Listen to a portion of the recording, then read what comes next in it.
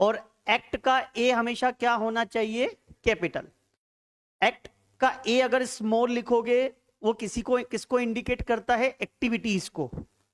समझ में आया? चाहे पैराग्राफ के बीच में लिखो चाहे स्टार्टिंग में लिखो, ए हमेशा एक्ट का क्या आना चाहिए? कैपिटल। फिर कोमा, फिर क्या लगाएंगे हम? 2013। ठीक है।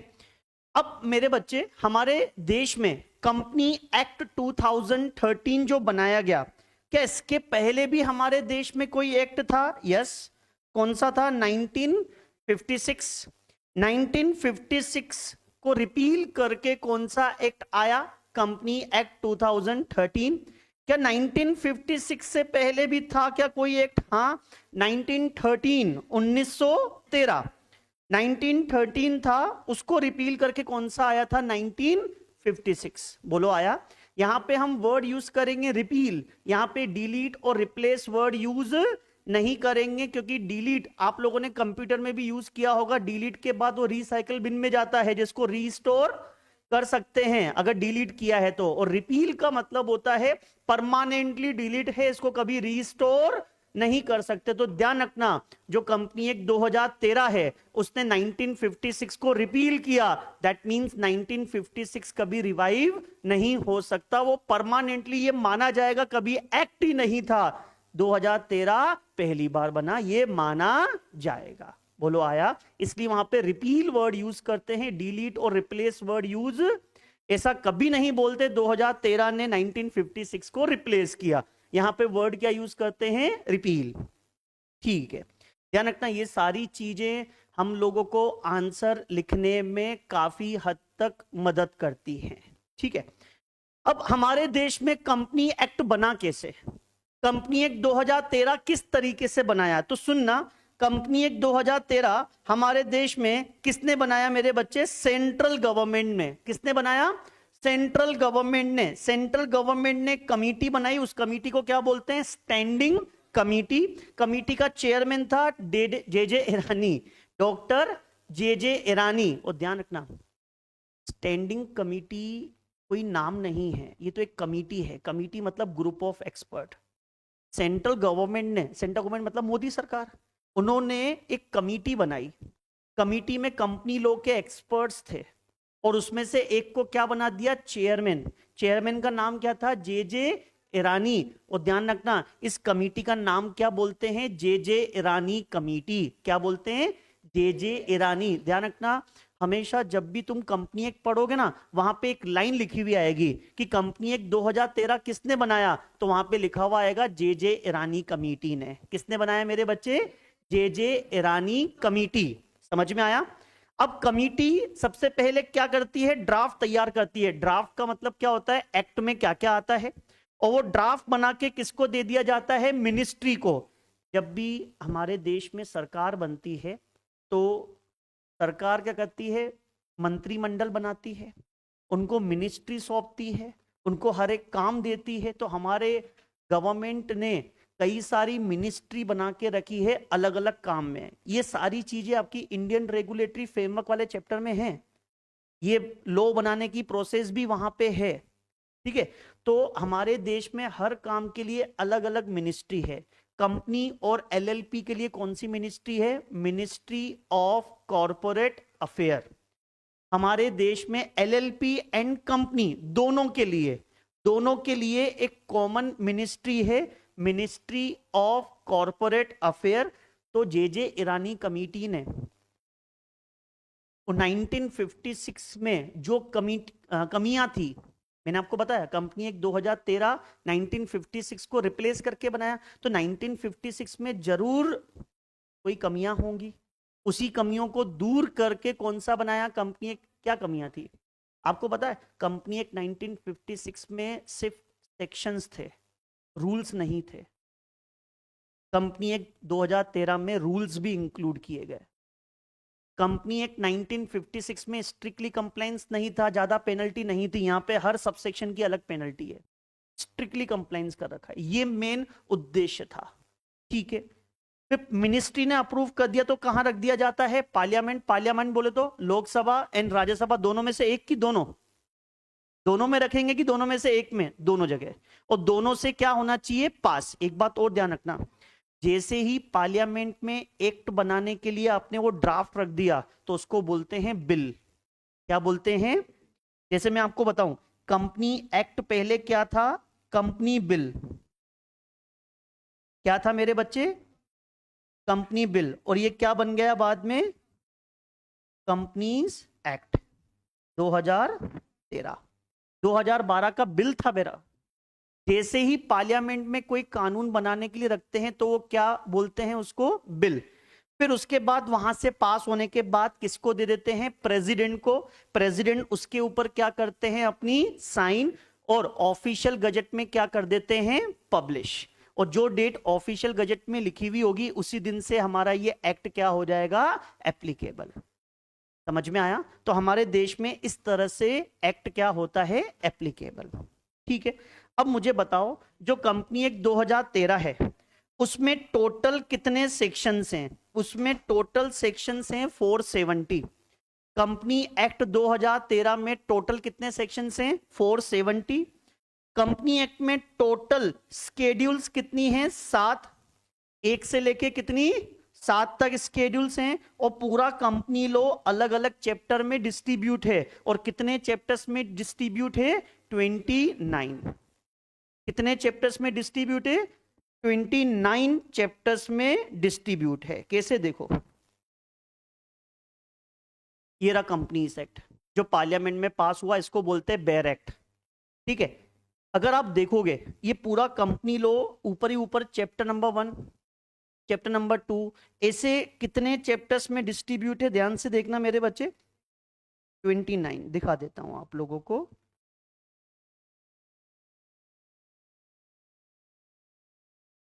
ये रहा लास्ट चैप्टर है 29। देखा? टोटल सेक्शंस कितने हैं? 470। स्केड्यूल्स कितनी हैं? 7। थर्ड नंबर की स्केड्यूल सबको याद होनी चाहिए, balance sheet P and L का फॉर्मेट जो आप लोग कंपनी अकाउंट में बनाते हो। ठीक है, वो शेड्यूल नंबर 3 कंपनी लो ने दिए balance sheet P and L की फॉर्मेट, शेड्यूल नंबर 3 में है वो। बोलो आया? तो ठीक है, आगे बढ़ते हैं। तो इतना समझ में आया? अरे इतना आया? ठीक है। अब मुझे एक बात बताओ, हम सेक्शंस को पढ़ते कैसे हैं? ऐसे लिखा हुआ है जैसे कि, कैसे पढ़ते हैं मेरे बच्चे? इसको क्या बोलते हैं? 3 को सेक्शन। इसको क्या बोलते हैं मेरे बच्चे? सबसेक्शन। इसको क्या बोलते हैं? क्लोज। और इसको क्या बोलते हैं? सब क्लोज। सबको पता है ये चीज? सेक्शन, सबसेक्शन, क्लोज, सब क्लोज। लो हमको पढ़ना भी आना चाहिए, बोलना भी आना चाहिए, और लिखना तो, तभी तो नंबर मिलेंगे। ठीक है। तो इस तरह से इसको पढ़ा जाता है। ठीक है। कैसे? देखो, ये हमारा लो है। लो में अगर आप देखोगे यहां से लो चालू हो जाता है। ये 1 लिखा हुआ है, यहां पे आगे कहीं नहीं लिखा हुआ कि ये सेक्शन है। पढ़ना सिखा रहा हूं। सीए बनने के बाद हम लोग को बेयर एक्ट ही दिया जाता है, सिर्फ कंपनी एक्ट नहीं, इनकम टैक्स एक्ट जो अपने लिए मोस्ट इंपोर्टेंट है। सब में ऐसे ही पढ़ा जाता है। 1 के आगे कभी नहीं लिखा हुआ होगा कि ये सेक्शन है। बेयर एक्ट में अंडरस्टूड है कि 1 नंबर क्या है? सेक्शन। सेक्शन नंबर 1 का ये हेडिंग है, short title, extend, commencement and application. फिर उसके आगे लिखा हुआ है 1 ब्रैकेट में, ये है सबसेक्शन। क्या है मेरे बच्चे? सबसेक्शन। ध्यान रखना, इसने अलग से पॉइंट नहीं बनाया। अपन लोग कैसे करते? पहले हेडिंग डालते फिर नेक्स्ट लाइन से अपन पॉइंट लिखते हैं, लेकिन इसने लिखा। ठीक है, आगे और चेक कर लेते हैं, क्या ऐसा ही है क्या? ये 3 का मतलब क्या होगा? सेक्शन। फिर हेडिंग क्या है? Formation of company. फिर 1 साथ में लिख दिया, नेक्स्ट पॉइंट में लिखा। ठीक है, आगे फिर देख लेते हैं। ये 4 क्या है? मेमोरेंडम हेडिंग, मेमोरेंडम हेडिंग है। सेक्शन कौन सा है? 4। फिर सबसेक्शन नंबर 1, फिर एक क्लोज नंबर, नेम क्लोज, याद आ रहा है? Second number registered office close. Third number object close, देखो लिखा हुआ है क्लोज क्लोज क्लोज। याद आ रहा है कुछ? 5 भी देख लेते हैं, क्या ऐसा ही कुछ होता है क्या सब जगह? ये 5 क्या है? सेक्शन। हेडिंग क्या है? आर्टिकल। फिर 1 क्या है? तो समझ में आ गया? आ गया? अब घूमो, आ जाओ। आ गया? ये क्या है? 2, सेक्शन 2, हेडिंग क्या है इसकी? 1 तो है ही नहीं इसके यहाँ पे। और बाप रे, 1 कहाँ गया? नीचे हम तो 1 साथ में चिपका के लिख रहा था कंजूसी के साथ कि पेज लाइन बच जाएगी। बेटा सेक्शन नंबर 2 में सब सेक्शन सीधा क्लोजेस है, इसलिए तो अपन पढ़ते हैं सेक्शन नंबर 2 क्लोज 20 में कंपनी की डेफिनेशन, सेक्शन नंबर 2 क्लोज 68 में प्राइवेट कंपनी की डेफिनेशन। क्लोजेस सीधे क्लोजेस हैं। 1 2 अल्फाबेट जमी हुई सारी डेफिनेशन। आपकी पब्लिक प्राइवेट कंपनी एक ही रो में आती है 68 71, कभी भूल जाओ तो अल्फाबेट के हिसाब से सब मतलब ये क्लोज नंबर तुक्का मार सकते हैं। आया? तो ध्यान रखना सेक्शन नंबर 2 में सबसेक्शन है ही नहीं, तुम्हारे सामने है, एक एक चीज दिखाई मैंने। यहां पे सीधा क्या है? क्लोजेस। समझ में आया? अब पढ़ना आया सेक्शन नंबर 2 के अलावा बाकी सब जगह कैसे पढ़ना है? सेक्शन, सबसेक्शन, क्लोज, सब क्लोज। लेकिन सेक्शन नंबर 2 में सेक्शन, क्लोज, सब क्लोज, सबसेक्शन नहीं बोलना, सेक्शन, क्लोज, सब क्लोज। बाकी सब जगह सेक्शन, सबसेक्शन, क्लोज, सब क्लोज। सेक्शन नंबर 2 में सेक्शन, क्लोज, सब क्लोज। ये भी ठीक है, आ गया? समझ में आ गया? आ गया? देखिए बुक में यही लिखा हुआ है क्या? देखो ये इंस्टीट्यूट का मॉड्यूल, सबसे पहले बोला इसमें कंपनी एक्ट 1956 की जगह नया रेगुलेशन आया। कौन सा लेजिस्लेचर आया? कंपनी एक्ट 2013, जिसके अंदर कितने सेक्शन है? 470, 7 स्केड्यूल्स हैं, 29 इसके अंदर चैप्टर हैं। बोलो आया मेरे बच्चे? मॉड्यूल है तो अंडरलाइन कर लेना कि हाँ यही चीज काम की है, ठीक है, काम की चीज ही पढ़नी है, पढ़नी तो सारी है वैसे। एप्लीकेबिलिटी, एप्लीकेबिलिटी की यहाँ पे लिख देंगे हम लोग सेक्शन नंबर 1, कंपनी लॉ का सेक्शन नंबर 1 किसके बारे में बात करता है? एप्लीकेबिलिटी किसके बारे में बात करता है? तो कॉपी में हम हेडिंग डालेंगे मेरे बच्चे सबसे पहले section number 1 title and applicability. Title and applicability, क्या एप्लीकेबिलिटी करवा रहे हो? Company act 2013, company act 2013। तो कंपनी एक्ट 2013 किस किस के ऊपर एप्लीकेबल होता है? कंपनियों के ऊपर। बट ऑब्वियस कंपनी एक्ट किसके ऊपर लगेगा? पड़ोसी के ऊपर तो ना लगेगा, किसके ऊपर लगेगा? कंपनी के ऊपर। दूसरा किसके ऊपर एप्लीकेबल है? बीसीज के ऊपर। यहाँ पे बीसी का मतलब है बैंकिंग कंपनी, तो किसके ऊपर एप्लीकेबल है? यहाँ पे बीसी का मतलब क्या मेरे बच्चे? Banking company. अगर आपने यस बैंक है ना, आपने एक्सिस, इनके नाम के पीछे लिमिटेड है, समझ में आया? लिमिटेड कब आया होगा? जब कंपनी एक्ट में बनी हुई होगी। तो ध्यान रखना बैंकिंग कंपनी के ऊपर भी क्या लगता है मेरे बच्चे? Companies act. आईसी, यहाँ पे आईसी का मतलब है इंश्योरेंस कंपनी, हेल्थ इंश्योरेंस की बहुत सारी कंपनियां हैं, नाम के पीछे लिमिटेड आता है बेटा, तो इनके ऊपर भी क्या लगेगा? Companies act. और किसके ऊपर कंपनीज एक्ट है? ईसी, ईसी मतलब इलेक्ट्रिसिटी कंपनी, जो अगर लाइट का बिल घर पे आता हो तो जाके देखना ऊपर लिमिटेड लिखा हुआ होगा कंपनी के नाम के पीछे। फिर उसके बाद एससी, एससी का मतलब है स्टेचुअरी कंपनी। स्टेचुअरी कंपनी का मतलब होता है, statutory company means registered under special act of parliament. Special act of parliament, जो पार्लियामेंट के स्पेशल एक्ट में रजिस्टर्ड हैं, जैसे ICSI, institute of company secretaries of India, company secretary act में रजिस्टर्ड है। आईसीएआई, चार्टर्ड अकाउंटेंट एक्ट 1949 के अंदर registered है मेरे बच्चे। SBI, state bank of India, आपकी सेबी, ठीक है, security exchange board of India, RBI, ये सब स्पेशल एक्ट में रजिस्टर्ड हैं, तो इनको क्या बोलते हैं? Statutory company. क्या बोलते हैं इनको? स्टेचुअरी कंपनी बोलते हैं। और सेंट्रल गवर्नमेंट ने जिसके बारे में नोटिफाइड कर रखा है उनके ऊपर भी क्या एप्लीकेबल हो जाएगा? कंपनीज। तो सेक्शन नंबर 1, सेक्शन नंबर 1 में क्या लिखा हुआ है? कंपनी एक्ट किस किस के ऊपर एप्लीकेबल होता है? इन 6 जन के ऊपर क्या एप्लीकेबल होता है? Company act. बोलो आया? अब बच्चे का सवाल होता है सर कंपनी कौन कितने तरह की होती है?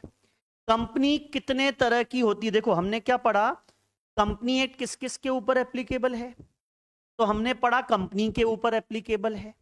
फिर कंपनी कितने तरह की बना सकते हो? तो हम आंसर बोलेंगे कंपनी हम बना सकते हैं कितने तरह की? 3, 1 पर्सन कंपनी, प्राइवेट कंपनी और पब्लिक कंपनी। कौन कौन सी कंपनी बना सकते हो मेरे बच्चे? 3 तरह की कंपनी बना सकते हो, 3 तरह की। सर और भी होती हैं, हमने पढ़ रखी है बेटा, वो सब क्लासिफिकेशन है। आपका जन्म तो इन तीनों में से किसी एक के रूप में ही होगा, फिर उसके बाद आगे कैटेगरी बनती जाती है, होल्डिंग, सब्सिडरी, गवर्नमेंट, वो अलग कैटेगरी से, वो इसके आगे, उसका ओरिजिन तो प्राइवेट या पब्लिक ही होगा। ठीक है, तो अगर आप कंपनी बनाना चाहते हैं तो कंपनी 3 तरह की, वैसे प्रैक्टिकली कंपनी 4 तरह की बन सकती है, ओपीसी, प्राइवेट, पब्लिक, और एक और होती है section 8 company, association not for profit. ये तीनों प्रॉफिट मेकिंग कंपनियां हैं, वो नॉन प्रॉफिट मेकिंग कंपनी है। ओरिजिन तो 4 ही कंपनियों का होता है, फिर वो बाकी जो अपने टाइप्स पढ़े हैं वो आगे की कैटेगरी होती है, तो वो अभी डिस्कस करेंगे। तो क्या लिखा हुआ है? OPC, one person company. One person company के बारे में जो सेक्शन दे रखा है, इसकी डेफिनेशन कौन से सेक्शन में है? सेक्शन नंबर 2 पढ़ेंगे कैसे? क्लोज 62। प्राइवेट कंपनी की डेफिनेशन कौन से सेक्शन में है? Section number 2 close 68। Public company की डेफिनेशन कौन से सेक्शन में है? Section number 2 close 71। ओपीसी में मिनिमम मेंबर कितने होते हैं? मिनिमम मेंबर होते हैं 1, प्राइवेट में 2, पब्लिक में कितने होते हैं? 7। और मैक्सिमम मेंबर कितने होते हैं मेरे बच्चे कंपनियों में? ओपीसी में होते हैं 1, प्राइवेट में 250 नहीं 200, पब्लिक में कितने होते हैं? अनलिमिटेड। समझ में आया? क्लियर है? अरे क्लियर? डाउट? मेरा डाउट सोल्व करोगे? मेंबर का मतलब क्या होता है? मेंबर का मतलब क्या होता है? Share holder, equity share holder. हाँ बालक क्या बोल रहा था? सुन तो लिया मैंने वैसे। हाँ बोलो। मेंबर का मतलब बेटा सुनना, अपन लोग प्रोफेशनल कोर्स कर रहे हैं, तो जब भी लॉ पढ़ा जाता है ना, लॉ के अंदर हर एक चीज की डेफिनेशन है, हर एक चीज डिफाइन है। तो मेंबर की डेफिनेशन भी कंपनी लॉ में है मेरे बच्चे। कंपनी लॉ के जस्टिफिकेशन, मतलब बता दूं, चाहो तो सर्च करना हो, सेक्शन नंबर 2 क्लोज 55 में दे रखी है, याद करने की जरूरत नहीं है। पहली चीज, सेक्शन याद हो तो अच्छा, नहीं तो छोड़ देना। एग्जाम में गलत सेक्शन लिखोगे नंबर कटेंगे। ठीक है, सही सेक्शन लिखने से कुछ नहीं होगा, नहीं लिखने से भी उतने नंबर मिलेंगे। हाँ, सही सेक्शन लिखने से बस इंप्रेशन डलता है कि हाँ बच्चा पढ़ा लिखा है। ठीक है, गलत याद नहीं है ना, लिखना ही मत। आसपास का ट्राई भी मत करना, गलत होने पे 1 नंबर कटेगा, चेक करने वाले को सब सेक्शन पता है। कुछ नहीं, क्यों मिलना? जी मिल जाएगा, ऐसे मिलता नहीं, मिलता नहीं है ऐसे। तो मेरे को बताओ, इंडिया में कितने बच्चे हैं, सेक्शन कोई लिखता है? तो ऐसे कट गए तो हो गए, आया? कोई बात नहीं, लिखोगे तो आगे जिसमें तुमने तुक्के मारे होंगे ना, उसमें भी नंबर मिल जाएंगे कि हाँ बच्चा पढ़ा लिखा है, अपने ही घर का बच्चा है। ठीक है, हाँ मतलब उसको सेक्शन याद है, मतलब उसको भी याद है अपने घर का ही बच्चा है। ठीक है, तो सेक्शन नंबर 2 क्लोज 55 में किसकी डेफिनेशन है? मेंबर की। किसकी डेफिनेशन है? मेंबर की डेफिनेशन बहुत सिंपल है। क्या है सुनना? जो कंपनी के रोम रोम में बसा हुआ है। ठीक है, जो कंपनी के रोम रोम में बसा हुआ है उसको ही क्या बोलते हैं? मेंबर। सर ऐसा लिख के आएंगे, घर आके नंबर काट के जाएगा वो। ठीक है, तो मैंने तो पहले ही बोला, मेंबर की डेफिनेशन थोड़ा नहीं एग्जाम में, ये तो समझने के लिए। जो कंपनी के किस में बसा हुआ, हमारा मेंबर कौन? जो हमारे रोम रोम में बसा हुआ है। रोम, ROM, रजिस्टर ऑफ मेंबर। तुम लोग क्या सोच रहे थे? कंपनी अपने यहां पे एक रजिस्टर मेंटेन करती है, उस रजिस्टर का नाम क्या है? Register of member. उसमें जिसका भी नाम बसा हुआ है, मतलब लिखा हुआ है, उसको ही क्या बोलते हैं? मेंबर। सर हम आज ही रिलायंस कंपनी में जाएंगे, रिलायंस कंपनी हमारा भी नाम रोम में लिख दो ना, तो लिख देगी क्या? नहीं, उसके लिए आपको क्या खरीदने पड़ेंगे मेरे बच्चे? शेयर। अगर आपने कंपनी के, एक बार बताओ, कंपनी के शेयर्स खरीदे, कंपनी एंट्री नहीं करेगी कहीं पे? बिल्कुल करेगी। तो जिसका भी नाम, तुमने अगर शेयर्स खरीदे, कंपनी तुम्हारा नाम किस में लिख देगी? अपने रोम में। और फिर तुम उस दिन से शेयर खरीदते तो शेयर होल्डर बन गए। रोम में नाम आते ही तुम क्या बन गए? मेंबर। तो शेयर होल्डर ही कंपनी का क्या होता है? मेंबर। शेयर होल्डर की डेफिनेशन कंपनी लॉ में नहीं है, तो उसकी dictionary meaning share holder who hold the shares of company, और मेंबर जिसका नाम किस में लिखा हुआ है? रोम में। बोलो आया क्या समझ में? आया? ठीक है। अब सवाल पैदा होता है कि इक्विटी की प्रेफरेंस बोथ, अगर चाहे तुम इक्विटी शेयर्स लो चाहे प्रेफरेंस शेयर्स लो, तुम्हारा नाम रोम में आ जाएगा। तो सर प्रेफरेंस शेयर्स वाले भी मेंबर होते हैं? हाँ सर। फिर प्राइवेट कंपनी में 200 मेंबर मतलब इक्विटी प्लस प्रेफरेंस? हाँ, equity plus preference equals to maximum 200 member. Sir debenture holder कितने होते हैं प्राइवेट कंपनी में? कितने भी, क्योंकि डिबेंचर होल्डर बैलेंस शीट में याद करो नॉन करंट लायबिलिटी, और आपका ये शेयर होल्डर फंड दोनों अलग अलग कैटेगरी हैं, एक साथ मर्ज कर सकते हो क्या? क्या डिबेंचर वालों का नाम रोम में आ रहा है क्या? नहीं, तो उनको मेंबर बोलने का मतलब ही नहीं है। तो मेंबर में सिर्फ कौन आएंगे? Equity shares, preference shares. क्या एम्प्लॉय आएंगे? क्या चेयरमैन आएगा? क्या डायरेक्टर आए? शेयर्स खरीदो तो मेंबर, शेयर्स नहीं है तो आप मेंबर। बोलो आया समझ? क्लियर है? तो ये मिनिमम और मैक्सिमम मेंबर की कहानी समझ में आ गई हमको। अब चौथा नंबर पॉइंट आता है मिनिमम डायरेक्टर। ये डायरेक्टर क्या करता है? कंपनी में काम करता है और क्या करता है? कंपनी के डे टू डे एक्टिविटी कौन करता है मेरे बच्चे? डायरेक्टर। फिर से साइड में आना पड़ेगा। बताओ कंपनी के ओनर कौन है मेरे बच्चे? मेंबर। मालिक कौन है? लेकिन कंपनी का मैनेजमेंट कौन संभालते हैं? तो ये तो मालिक हैं। डायरेक्टर कौन हुए? नौकर आदमी। और नौकरों का अपॉइंटमेंट कौन करते हैं? मेंबर। तो director always appointed by the, director always appointed by the, ठीक है, सेक्शन नंबर 160 में लिखा हुआ है, जाओ तो चेक लेना। तो हमेशा डायरेक्टर का अपॉइंटमेंट कौन करते हैं? मेंबर। बोलो आया? और कंपनी के डे टू डे एक्टिविटीज कौन करता है? डायरेक्टर। शेयर होल्डर के पास डे टू डे एक्टिविटी नहीं होती है। डे टू डे एक्टिविटी ये साल में तो सिर्फ एक बार आता है, याद करो 11th में एजीएम, एनुअल जनरल मीटिंग, उसी में आता है। साल भर किसके हाथ में कंपनी रहती है? डायरेक्टर। तुम आज ही एक कंपनी खोलो, एक दुकान खोलो, और नौकर के भरोसे छोड़ दो, बोलो अगली दिवाली पे आऊंगा मिलने, साल भर में तंग भी नहीं करूंगा, जाना अगली दिवाली पे, दुकान ही नहीं मिलेगी आपको। छोड़ेगा नौकर दुकान को? ऐसे देख के तो मतलब जितने भी घोटाले होते हैं सब लगभग डायरेक्टर ने ही करे हैं। तो सर इतने कम घोटाले सामने आते हैं? अरे सर इतनी कंपनियां हैं, एक साल में कम से कम 50,000 तो घोटाले आए, एक दो ही मुश्किल से देखने को मिलते हैं। क्यों? क्योंकि मेंबर एक और व्यक्ति को अपॉइंट करते हैं, तुम लोगों को। तुम लोग कौन मेरे बच्चे? ऑडिटर। और ऑडिटर का पहला काम होता है डायरेक्टर के काम को चेक करना। डायरेक्टर के पीछे हाथ धो के पड़ा रहता है ऑडिटर, बेचारा डायरेक्टर फिर डर के मारे घोटाले ही नहीं करता, और जो समझदार होते हैं वो गलती से कर लेते हैं। फिर वापस पकड़ता भी कौन है? ऑडिटर ही पकड़ता है उनको। सारे घोटाले उजागर कौन करता है? ऑडिटर, यानी कि तुम लोग। आया समझ? तो शेयर होल्डर के दो इंपॉर्टेंट काम होते हैं, एक डायरेक्टर को अपॉइंट करना और एक ऑडिटर को अपॉइंट। तो डायरेक्टर कितने होते हैं कंपनी में? तो सुनना मेरे बच्चे, ओपीसी के अंदर मिनिमम एक डायरेक्टर, प्राइवेट में 2, पब्लिक में 3। मैक्सिमम डायरेक्टर कितने होते हैं कंपनी के अंदर? 15। सर ओपीसी में 15? 15?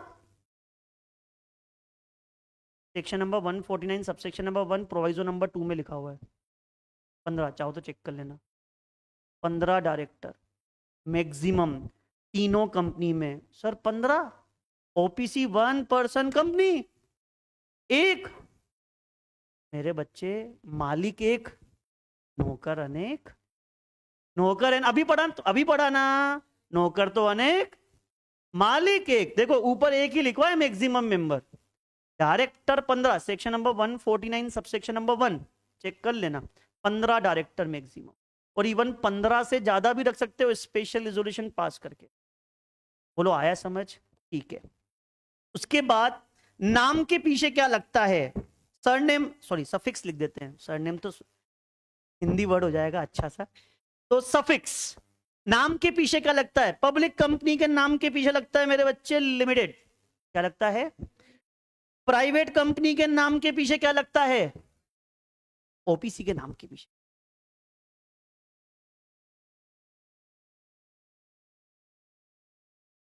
बोलो, जो बताएगा 1 रुपए इनाम, नगद, तो बताना ही पड़ेगा। सुनना मेरे बच्चे, OPC is a part of private company. कंपनियां दो ही होती हैं, प्राइवेट पब्लिक।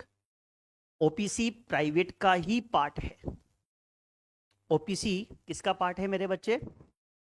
इसलिए इसके नाम के पीछे प्राइवेट लिमिटेड ही आता है। बस इनको ब्रैकेट में लिखना पड़ता है, 1 पर्सन कंपनी या ओपीसी। नाम के पीछे बोल रहा हूं, सफिक्स के पीछे नहीं बोल रहा। नाम है एबीसी, सफिक्स है प्राइवेट लिमिटेड। प्राइवेट लिमिटेड के बाद में नहीं लगाना ओपीसी, एबीसी के नाम के पीछे। बोलो आया? क्लियर है? तो एक नई चीज पता चल गई, ओपीसी के नाम के पीछे क्या लगाना होता है? ओपीसी। सफिक्स तो प्राइवेट लिमिटेड ही है। बोलो मेरे बच्चे, इतना आया? बरोबर आया। क्लियर?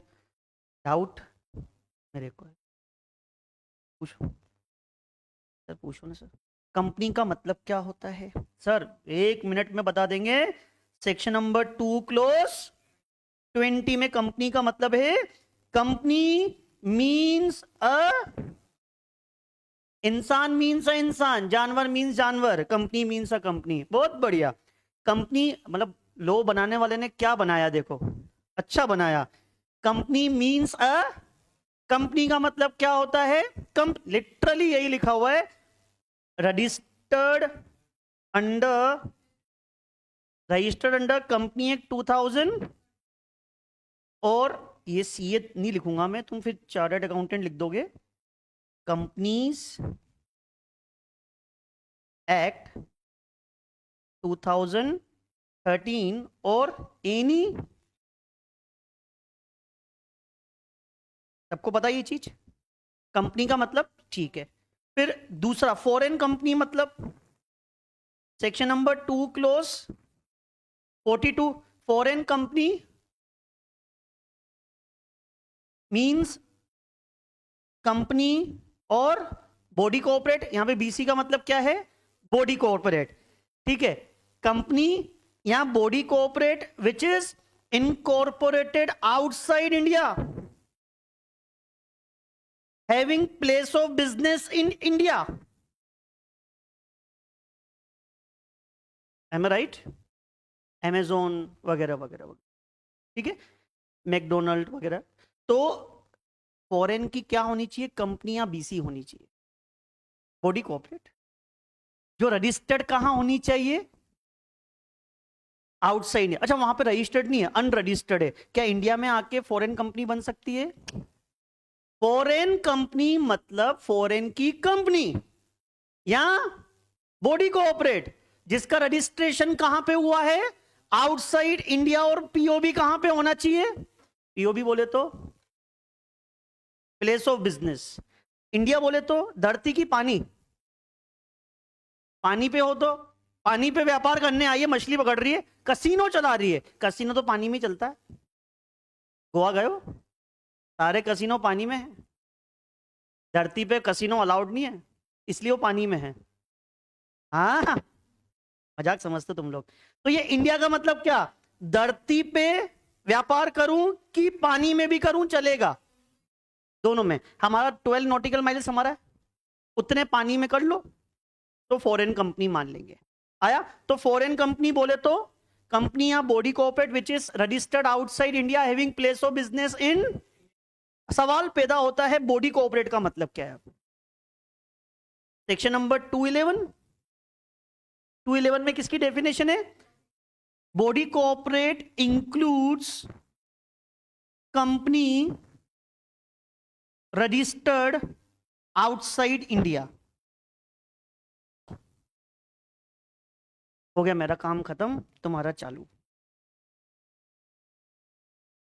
किसी किसी डेफिनेशन में दे देता है मींस, किसी किसी डेफिनेशन में देता है इंक्लूड। ऐसा क्यों? ऐसा क्यों होता है? आपके साथ ही क्यों होता है ऐसा? बोलो। किसी किसी डेफिनेशन में मींस, किसी किसी डेफिनेशन में मींस का मतलब वो एक्सक्लूसिव डेफिनेशन। एक्सक्लूसिव मतलब यही, मतलब यही। कंपनी मतलब जो कंपनी एक्ट में रजिस्टर्ड है, पार्टनरशिप में रजिस्टर्ड है उसको कंपनी, एलएलपी एक्ट में जो रजिस्टर्ड है उसको कंपनी। कंपनी मतलब जो कंपनी एक्ट में रजिस्टर्ड है। इंक्लूड मतलब इंक्लूसिव नेचर की डेफिनेशन है, इसमें और भी चीजें इंक्लूड। बॉडी कोऑपरेट का मतलब इसके अंदर शामिल है कंपनी इनकॉर्पोरेटेड आउटसाइड। क्या इंडियन कंपनी को भी बॉडी कोऑपरेट बोलेंगे? यस। इन्होंने बोला बॉडी कोऑपरेट का मतलब, बॉडी कोऑपरेट का मतलब क्या है कि इसमें फॉरेन कंपनी भी शामिल है, मतलब इंडियन कंपनी तो ये ही सही। एलएलपी को भी बॉडी कोऑपरेट बोलते हैं। कुल मिला के जिसका रजिस्ट्रेशन करवाना कंपलसरी है ना, वेदर इन इंडिया और आउटसाइड इंडिया, इस बॉडी कोऑपरेट। समझ में आया? क्लियर है? किसी को डाउट? पक्का? तो हमको मींस की जगह मींस ही लिखना है, इंक्लूड की जगह अपने हिसाब से वर्ड को चेंज, अर्थ का अनर्थ हो जाना है। समझ में आया? बॉडी कोऑपरेट की डेफिनेशन में इंक्लूड है, इसलिए कंपनी भी बॉडी कोऑपरेट है। फॉरेन कंपनी तो है ही सही। बोलो आया? अभी भी कोई डाउट तो है? पूछूं? सर पूछते ही रहो आप तो, क्या है? सुनना मेरे बच्चे, बिल्कुल ध्यान से सुनना। सुन रहे हो ना? बिल्कुल सर।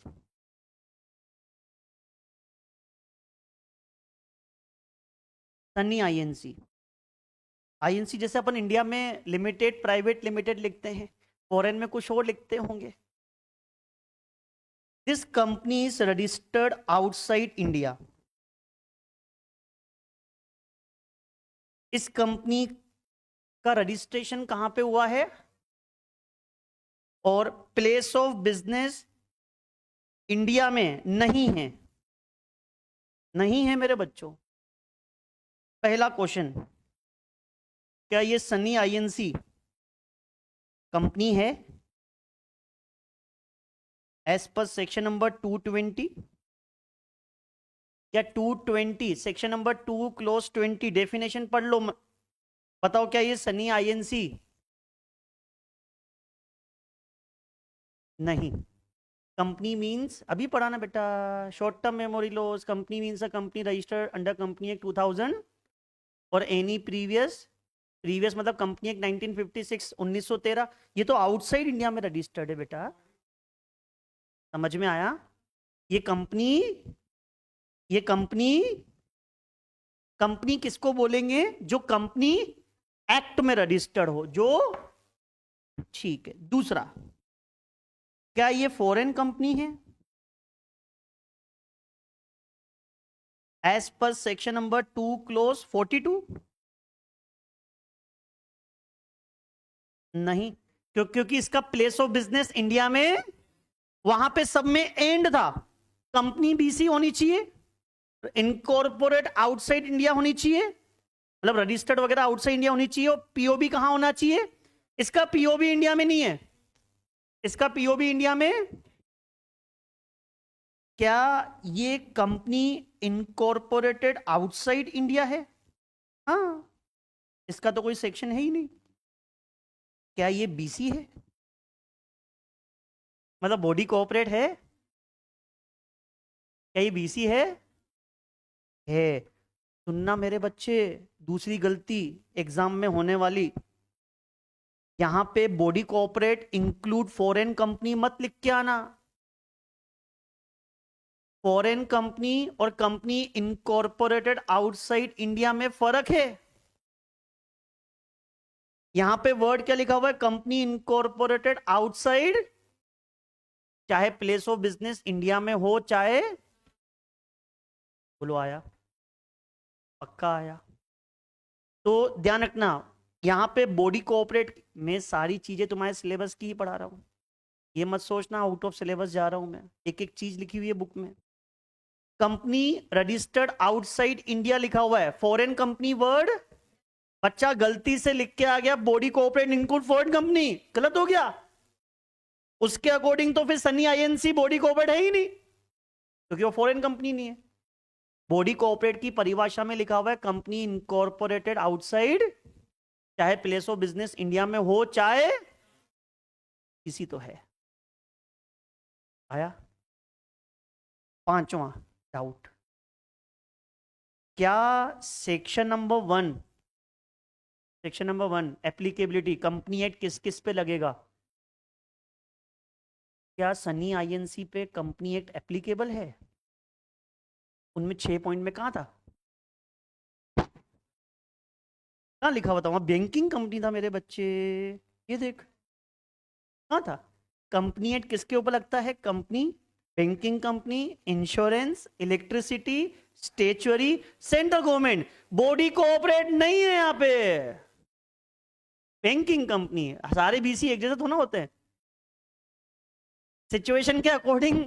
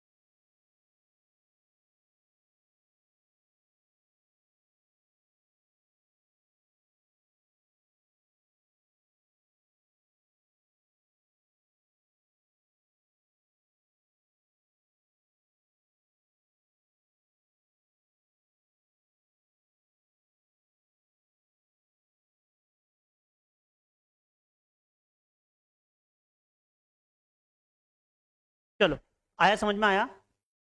तो ये हमारा कंपनी एक्ट हो गया, और हमने ये कंपनी एक्ट की एप्लीकेबिलिटी पढ़ ली। बोलो आया? ठीक है, सुनना एक बार बुक में से देख लेते हैं। कंपनी एक्ट किसके ऊपर एप्लीकेबल है? जो कंपनी एक्ट में रजिस्टर्ड है। इंश्योरेंस कंपनी के ऊपर, बैंकिंग कंपनी, इलेक्ट्रिसिटी कंपनी, यहाँ स्पेशल एक्ट में जो बनी हुई है स्टेचुरी हो गई, यहाँ सेंट्रल गवर्नमेंट ने जिसके बारे में नोटिफाइड कर रखा है। लेकिन सुनना सुनना मेरे बच्चे, यहां पे एक ये वर्ड लिखा हुआ है, देखो दिखा, ये अंडरलाइन कर रहा हूं मैं।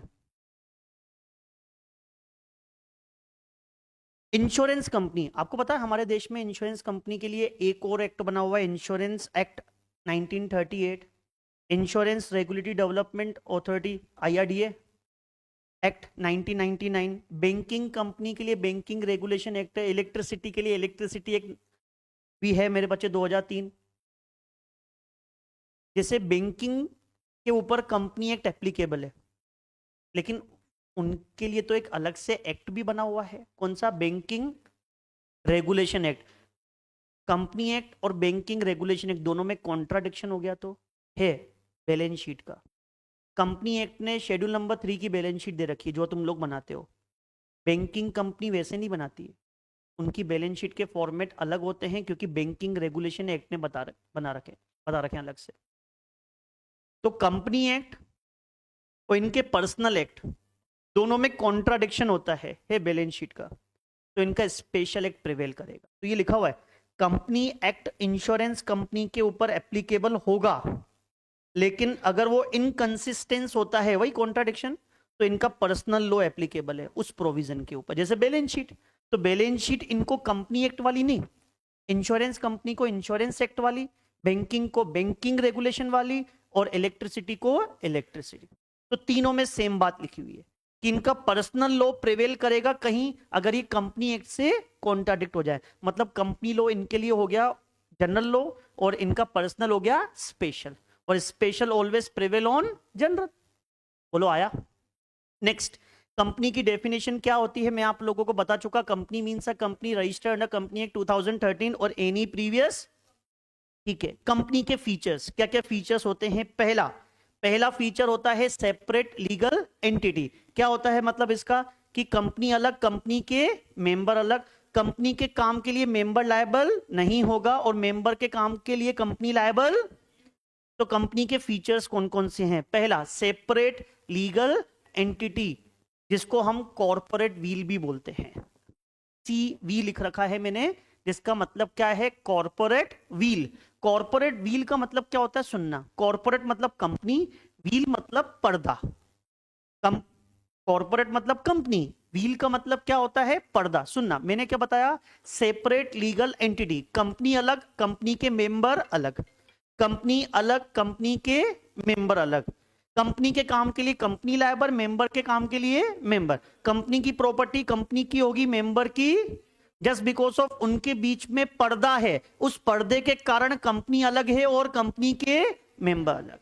तो सेपरेट लीगल एंटिटी का दूसरा नाम क्या होता है, कॉर्पोरेट व्हील।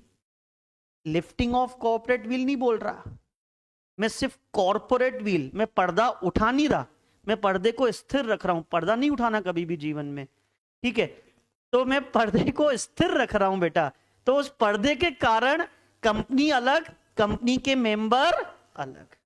समझ में आया। सेपरेट लीगल एंटिटी का दूसरा नाम क्या है, कॉर्पोरेट व्हील।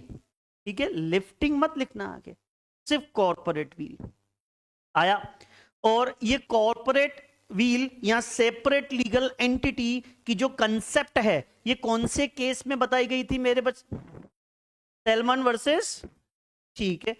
और एक और केस था ली versus Lee air farming limited. क्या केस था, शॉर्ट में बता रहा हूं।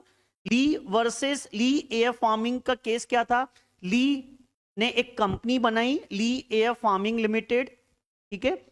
इस कंपनी का काम क्या था, एयर फार्मिंग करना, एरोप्लेन से क्या पानी का छिड़काव वगैरह करना खेत के ऊपर, ये इनका काम था। तो ली ने, इस कंपनी का प्रमोटर कौन था, ली।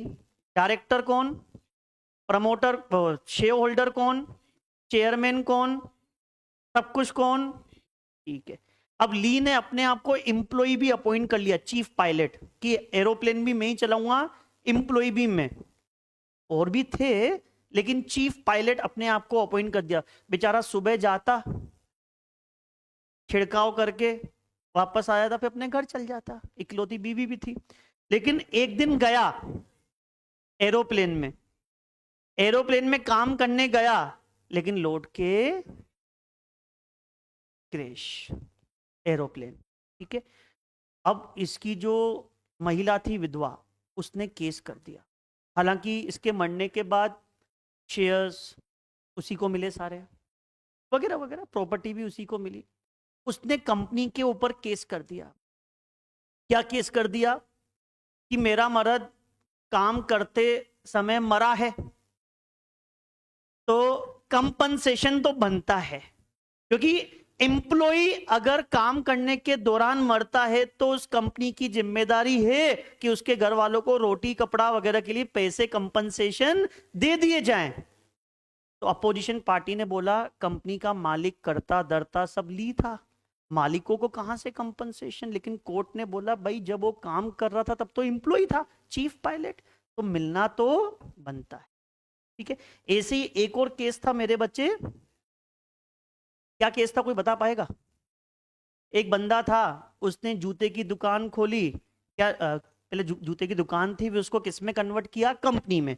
फिर कंपनी ने उसके बिजनेस को खरीद लिया और उसको पेमेंट किया। कितना पेमेंट किया था, 38,782 पौंड, 38,782 पौंड। इतने रुपए में सोलोमन कंपनी ने सोलोमन से उसके बिजनेस को खरीदा था। और पेमेंट कैसे किया मेरे बच्चे, 20,000 पौंड के तो इक्विटी शेयर्स दिए, 10,000 पौंड के उसको डिबेंचर दिए, बाकी 8,782 पौंड का कैश पेमेंट हुआ था।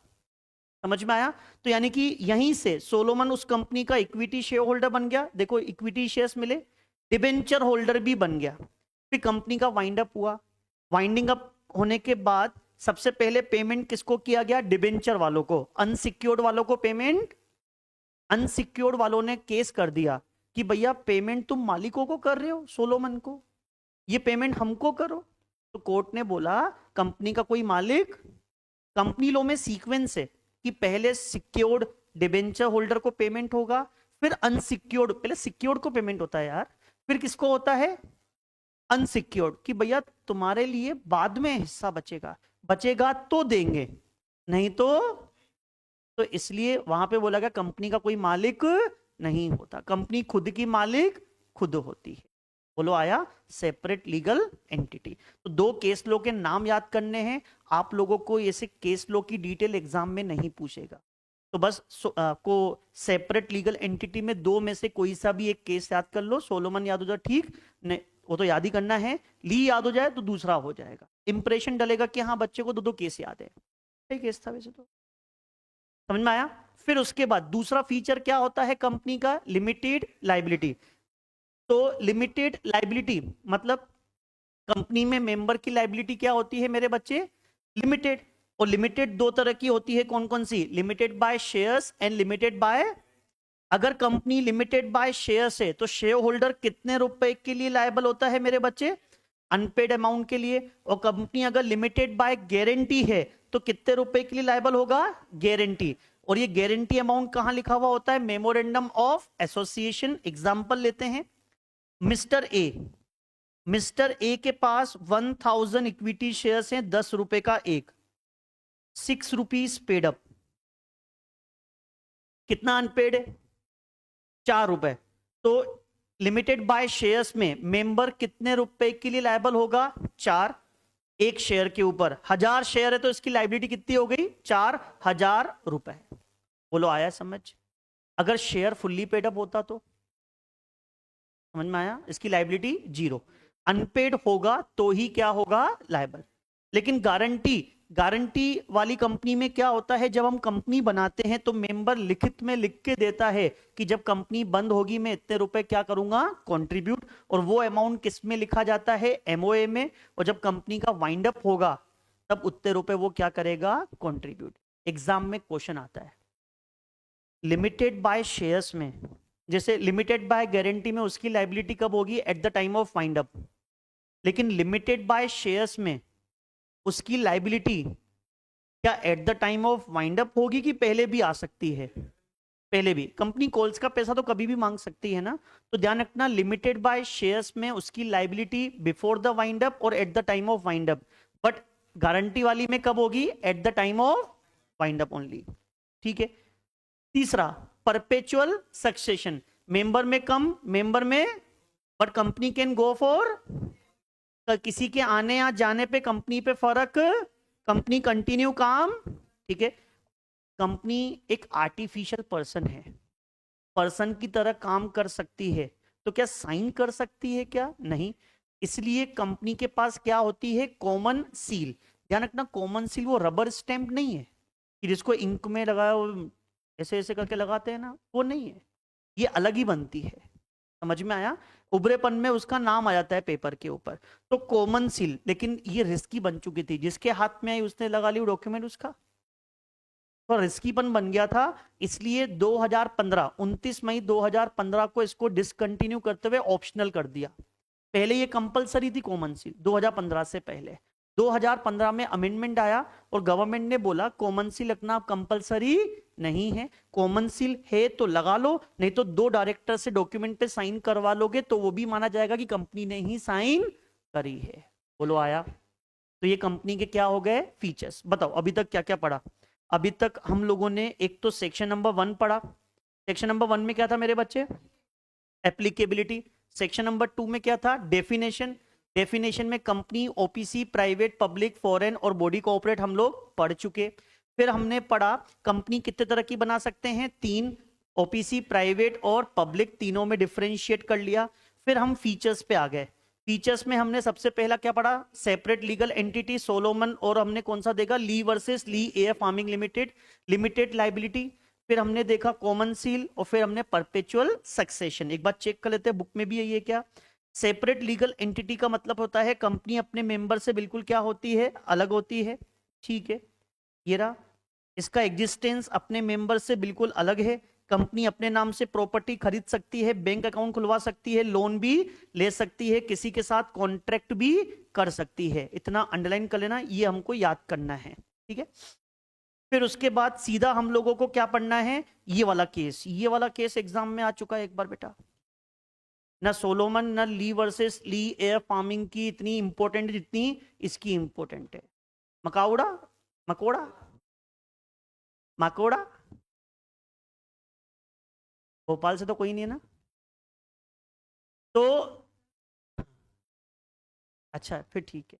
नहीं नहीं, बॉयस में पूछ रहा, नहीं ना, वहां पे कुछ और बोलते हैं।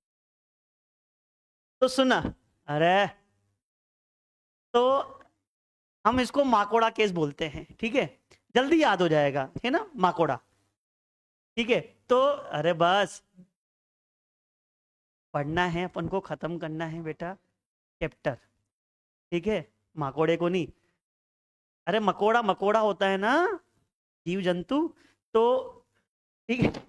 तो उसका केस है मेरे बच्चे, इस बहाने क्या थोड़ा सा याद हो जाएगा, ठीक है ना, केस लोग का नाम तो याद ही हो जाएगा, ठीक है। आगे हम मकोड़ा केस लिख के आएंगे, नहीं याद आगे का, नॉर्थर्न एश्योरेंस कंपनी, वैसे इंश्योरेंस का केस है इसलिए एश्योरेंस लिखा हुआ है, ठीक है ना।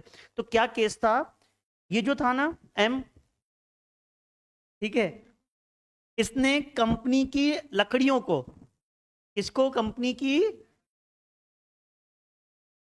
का इंश्योरेंस करवाया अपने नाम से, हाँ, लकड़ियों की, टिम्बर टिम्बर, वो टिम्बर में क्या फील नहीं आता बोलने का, ठीक है। तो मकाउड़ा मकोड़ा जो भी तुम्हारी इच्छा हो, एम ने, जिसके पास कंपनी के ऑलमोस्ट सारे शेयर हैं सिवाय एक के, या कम से कम 2 मेंबर तो रखने पड़ेंगे ना, सिवाय एक, ठीक है। तो सारे शेयर्स थे, इसने कंपनी की लकड़ियों का इंश्योरेंस अपने नाम से करवाया, सारी लकड़ियों का इंश्योरेंस अपने नाम से करवाया।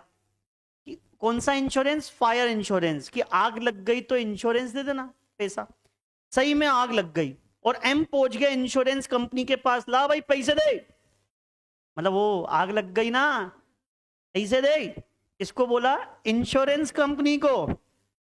इंश्योरेंस कंपनी ने मना कर दिया, नहीं देंगे। इसने बोला क्यों, कंपनी की सेपरेट लीगल एंटिटी होती है, कंपनी अपने नाम से बिजनेस कर सकती है, अपने नाम से कॉन्ट्रैक्ट कर सकती है, अपने नाम से प्रॉपर्टी खरीद सकती है। जली किसकी, मतलब लकड़ियां, अरे लकड़ी जली किसकी, कंपनी की। तो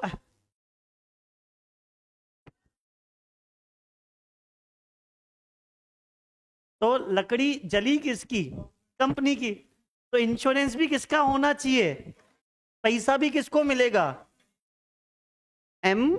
इंश्योरेंस तूने कराया, तेरी कौन सी जली लकड़ी जो देखो इंश्योरेंस का पैसा दे, तो इसको कोई पैसा, क्योंकि लकड़ियां किसकी जली है मेरे बच्चे, अगर उसने करवाया होता अपने नाम से, गलती से इसने क्या अपने नाम से करवा दी, ठीक है। अब किसी को कुछ भी जल गई, समझ में आया, याद हो जाएगा, ठीक है ना, ठीक है। इसलिए जब भी इंश्योरेंस करवाओ, जिसकी जलेगी उसको ही, मतलब लकड़ी, उसको ही पैसा मिलेगा। आगे बढ़े, अरे आगे बढ़े, ठीक है। परपेचुअल सक्सेशन, चाहे कोई नया मेंबर आए या चला जाए, कंपनी के एग्जिस्टेंस पे फर्क, कंपनी हमेशा काम करती रहेगी। ये वाला केस भी एग्जाम में आ चुका है। 7 के 7 मेंबर थे, एक साथ ही मर गए, एक साथ कार में थे, एरोप्लेन में थे, मार डालो, कार को उड़ा डालो, एयरक्राफ्ट को बम से उड़ा दो, सारे मर गए, क्या कंपनी बंद हो जाएगी क्या, उनके नॉमिनी चलाएंगे, लीगल हायर चलाएंगे, इन्वेस्टमेंट के इन्वेस्टमेंट का कोई मालिक मर जाता है तो उसके नॉमिनी के पास पहुंच जाता है ना वो चीजें, तो इसलिए परपेचुअल सक्सेशन, मेंबर में कम मेंबर में गो, कोई दिक्कत नहीं है, लीगल हायर खाएगा बैठ के, ठीक है। लिमिटेड लाइबिलिटी, कंपनी के मेंबर की लाइबिलिटी क्या होती है, लिमिटेड। लिमिटेड कितने तरह की होती है, दो, लिमिटेड बाय शेयर्स और लिमिटेड बाय, ठीक है। The liability of member is limited to the extent of nominal value. सुनना, एग्जाम में अगर तुम्हारे फिलिंग द ब्लैंक्स आते तो अच्छा उलझाता। कैसे उलझाता, वो बोलता लिमिटेड बाय शेयर्स में मेंबर कितने रुपए के लिए लायबल है, सुन लेना, गलती होती है अक्सर, कितने रुपए के लिए लायबल होगा, nominal value, face value. Nominal का मतलब क्या होता है, अकाउंट में सबने पढ़ रखा है, नॉमिनल मतलब फेस वैल्यू। बेटा एक शेयर होल्डर फेस वैल्यू के लायबल होता है, सीधा अनपेड मत बोलना। क्यों, तुमने मुझसे 10 रुपए का शेयर लिया तो तुम्हारी लाइबिलिटी कितनी है, 10 रुपए। फिर आगे बोलते हैं उसमें से अगर तुमने कुछ पे कर दिया तो तुम्हारी लाइबिलिटी कितनी हो जाएगी, अनपेड। वो सेकंड नंबर लाइन में आता है। फर्स्ट लाइन में हमेशा लिखा करो वो कितने के लिए लायबल होगा, फेस वैल्यू। ये कीवर्ड है, ध्यान रखना। पहले डायरेक्टली अनपेड नहीं लिखा जाता कभी भी, पहले लिखते हैं फेस वैल्यू, क्योंकि तुम्हारा कॉन्ट्रैक्ट तो 10 रुपए के हिसाब से हुआ है। तुम तो वैसे भी ऑन द स्पॉट एप्लीकेशन का पेमेंट करोगे, अलॉटमेंट का फ्यूचर में करोगे, फर्स्ट कॉल का उसके आगे करोगे, फिर अनपेड देखी जाती है कितनी लाइबिलिटी हुई तुम्हारी। बोलो आया। इसलिए इनिशियली लिखते हैं फेस वैल्यू, फिर उसके बाद क्या लिखते हैं, अनपेड, ठीक है। अगर कंपनी लिमिटेड बाय गारंटी है तो वो कितने रुपए के लिए लायबल होगा, गारंटी। और ये गारंटी अमाउंट कहां लिखा हुआ होता है, MOA। और अनलिमिटेड कंपनी होगी तो उसकी लाइबिलिटी क्या होगी, unlimited. Artificial legal person normal है, कंपनी की सेपरेट लीगल एंटिटी होती है, कंपनी खुद के नाम से प्रॉपर्टी खरीद सकती है, लोन ले सकती है, लाइबिलिटी वगैरह वगैरह सेम लिखा हुआ है, वही separate legal entity. Common seal, मुझे बताओ, कॉमन सील यानी कि कंपनी की ऑफिशियल सिग्नेचर जो हर डॉक्यूमेंट पे लगाई जाती है, लेकिन 2015 में अमेंडमेंट आया, मैंने बताया कि अब ये कॉमन सील की जरूरत, ये ऑप्शनल बन चुका है, पहले कंपलसरी था, अब क्या हो चुका है, ऑप्शनल है। तो अच्छा, नहीं तो बहुत अच्छा। और अगर नहीं है तो कंपनी के बिहाफ पे कौन साइन करेगा, और एक डायरेक्टर एंड कंपनी सेक्रेटरी, अगर कंपनी सेक्रेटरी है तो। डन, कंपनी के फीचर कंप्लीट। क्या क्या पढ़ा हम लोगों ने, सबसे पहले हम लोगों ने सेक्शन नंबर 1 पढ़ लिया, राइट। मन में देख लो क्या है, एप्लीकेबिलिटी। उसमें BC का मतलब बैंकिंग कंपनी था ना। सेक्शन नंबर 2 में क्या था, डेफिनेशन। डेफिनेशन में सबसे पहले डेफिनेशन 211 BC, यहाँ पे BC का मतलब बॉडी कॉर्पोरेट था। 220 में किसकी डेफिनेशन पढ़ी, कंपनी। 242 में किसकी डेफिनेशन पढ़ी, फॉरेन कंपनी। फिर 62 में किसकी डेफिनेशन पढ़ी, OPC। 68 में किसकी डेफिनेशन पढ़ी, प्राइवेट कंपनी। 71 में किसकी डेफिनेशन पढ़ी, पब्लिक कंपनी। अल्फाबेट के हिसाब से जमा हुआ है सब, देखो B पहले आ गया, C आया, फिर F, PP वाले साथ में है, देखा अल्फाबेट जमी हुई सारी डेफिनेशन कंपनी लॉ में। बोलो आया। फिर हमने क्या पढ़े, फीचर्स पढ़े। कौन कौन से फीचर, 4 याद कर लो, बहुत है। Separate legality, limited liability, perpetual succession, और क्या था, कॉमन सील। चलो बात ही खत्म। आर्टिफिशियल जुडिशियल पर्सन, ये भी मान ली हमने बात। चलो अब अगला टॉपिक क्या है, कॉर्पोरेट व्हील थ्योरी। क्या पढ़ा हूं, कॉर्पोरेट व्हील मतलब सेपरेट लीगल एंटिटी। बोलोगे तो कौन सा केस, नहीं पढ़ना। सोलोमन के केस में क्या हुआ था, ये रहा। पता, सोलोमन की कंपनी पब्लिक कंपनी थी, 7 मेंबर चाहिए थे, मिनिमम 7 मेंबर ना पब्लिक कंपनी में। 7 मेंबर इकट्ठे करने में इसको पसीने आ गए थे। पता है 7 मेंबर कौन थे, एक वो, एक उसकी वाइफ, 5 उसके बच्चे। हाँ तो क्या बच्चे नहीं होते 5, हंस रहा है उसमें, है तो है। अरे भाई धीरे से बोलोगे तो भी सुन लेता हूं मैं, शुक्र मना किसी ने ज्यादा नहीं सुना। हाँ तो समझ में आया ना, इतना याद करना कि 5 घर के बच्चे और एक बीवी और एक वो खुद। 5 घर के जो बच्चे थे उसमें भी लड़का भी था और इसकी 4 लड़के थे और एक, सब 18 प्लस। आया नहीं? फिर बोलो माइनर है सर, क्या करें, इंडियन क्वांटिटेट पढ़ा है हमने, तुम गिनवाने लग जाओगे मैं डर जाऊंगा। तो सुनो, अब अगला टॉपिक। मजा आ गया सर, बहुत बढ़िया सर, हमको मजा आ रहा है, आने दो बेटा मजा। शौर्य बहुत बढ़िया बेटा। हाँ जी, देखो मेरे बच्चे, चलो हो गया।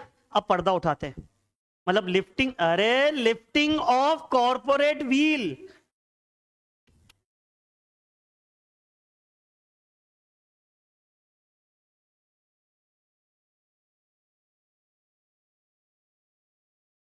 मैं क्यों? तो सुनो, लिफ्टिंग ऑफ कॉर्पोरेट व्हील, पर्दा उठाते हैं आप। लिफ्टिंग मतलब उठाना, कॉर्पोरेट व्हील मतलब कंपनी नाम का पर्दा। अच्छा, पर्दा ना आप उठा सकते ना मैं उठा सकता, सही काम नहीं है। जिसको जिसको करना है वो करे। और वो हमारे देश में कौन है पर्दा उठाने वाला? कोर्ट। पर्दाफाश, तुम लोग क्या सोच रहे हो? पर्दाफाश, हिंदी में बोलते हैं ना पर्दाफाश करना। तो पर्दाफाश तो कोर्ट करेगा क्या? आपको मैं तनख्वाह मिल रही है क्या हमको? तो हम क्यों करेंगे? ठीक है, तो पर्दा वही उठाए जिसका काम है। ठीक है, तो सुनो, लिफ्टिंग ऑफ कॉर्पोरेट व्हील, पर्दा उठाने का काम कोर्ट का है। वो कोर्ट कब उठाएगा? जब कांड होगा, यानी कि केसेस। तो यहां पे केसेस पढ़ने हैं अपन को। क्या पढ़ने हैं यहां पे? तो हमारे केसेस हुए थे बहुत सारे जिनमें कोर्ट ने पर्दा उठाया था। तो बस हमको केसेस याद करने हैं, इसका कोई सेक्शन नहीं है। समझ में आया? कंपनी लॉ में इसका कोई सेक्शन नहीं है। तो कुछ कुछ कांड हुए थे, बस वो कांड पढ़ने हैं और उससे उसमें पर्दा उठे थे। ठीक है, कौन सा है पहला केस? पहला केस कब कब पर्दा उठा? उठाया किसने? कोर्ट ने। ना आपने ना मेरे, किसने? कोर्ट ने। जब ये डिसाइड करना हो कि सामने वाला हमारा दोस्त है कि दुश्मन, पर्दा उठा। अरे कंपनी, वो कंपनी हमारी दोस्त है कि दुश्मन है? मतलब आतंकवादी की कंपनी तो नहीं है।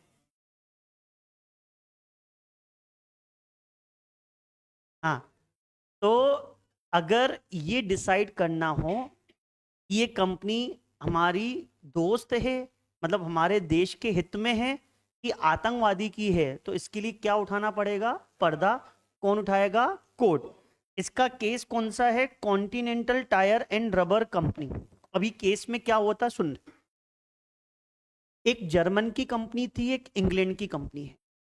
जैसे इंडिया पाकिस्तान है ना, वैसे एक जर्मन की कंपनी और एक कहाँ की कंपनी? इंग्लैंड की। जर्मन की कंपनी ने, सुनना, जर्मन की कंपनी ने इंग्लैंड में अपनी एक कंपनी खोल दी। अपनी एक क्या खोल दी मेरे बच्चे? कंपनी। और वो कंपनी का जो एमडी और चेयरमैन था वो जर्मन का एक बंदा था। जब वर्ल्ड वॉर हुआ, विश्व युद्ध, है ना, वो नहीं, हाँ नॉर्मल जो गली कूचे में होता है वो नहीं, विश्व युद्ध हुआ था ना। जर्मनी अलग ग्रुप में था और इंग्लैंड अलग ग्रुप में था, दोनों अलग अलग। 9th क्लास में आता था ये। तो दोनों अलग अलग ग्रुप में थे। तो इंग्लैंड के लिए जर्मन क्या बन चुका था? एनिमी कंट्री, दुश्मन। समझ में आया? और इंग्लैंड में जो कंपनी बनी हुई थी, इंग्लैंड की सरकार ने बोला कि भाई चल निकल, तुम लोग आतंकवादी हो, शत्रु देश से हो।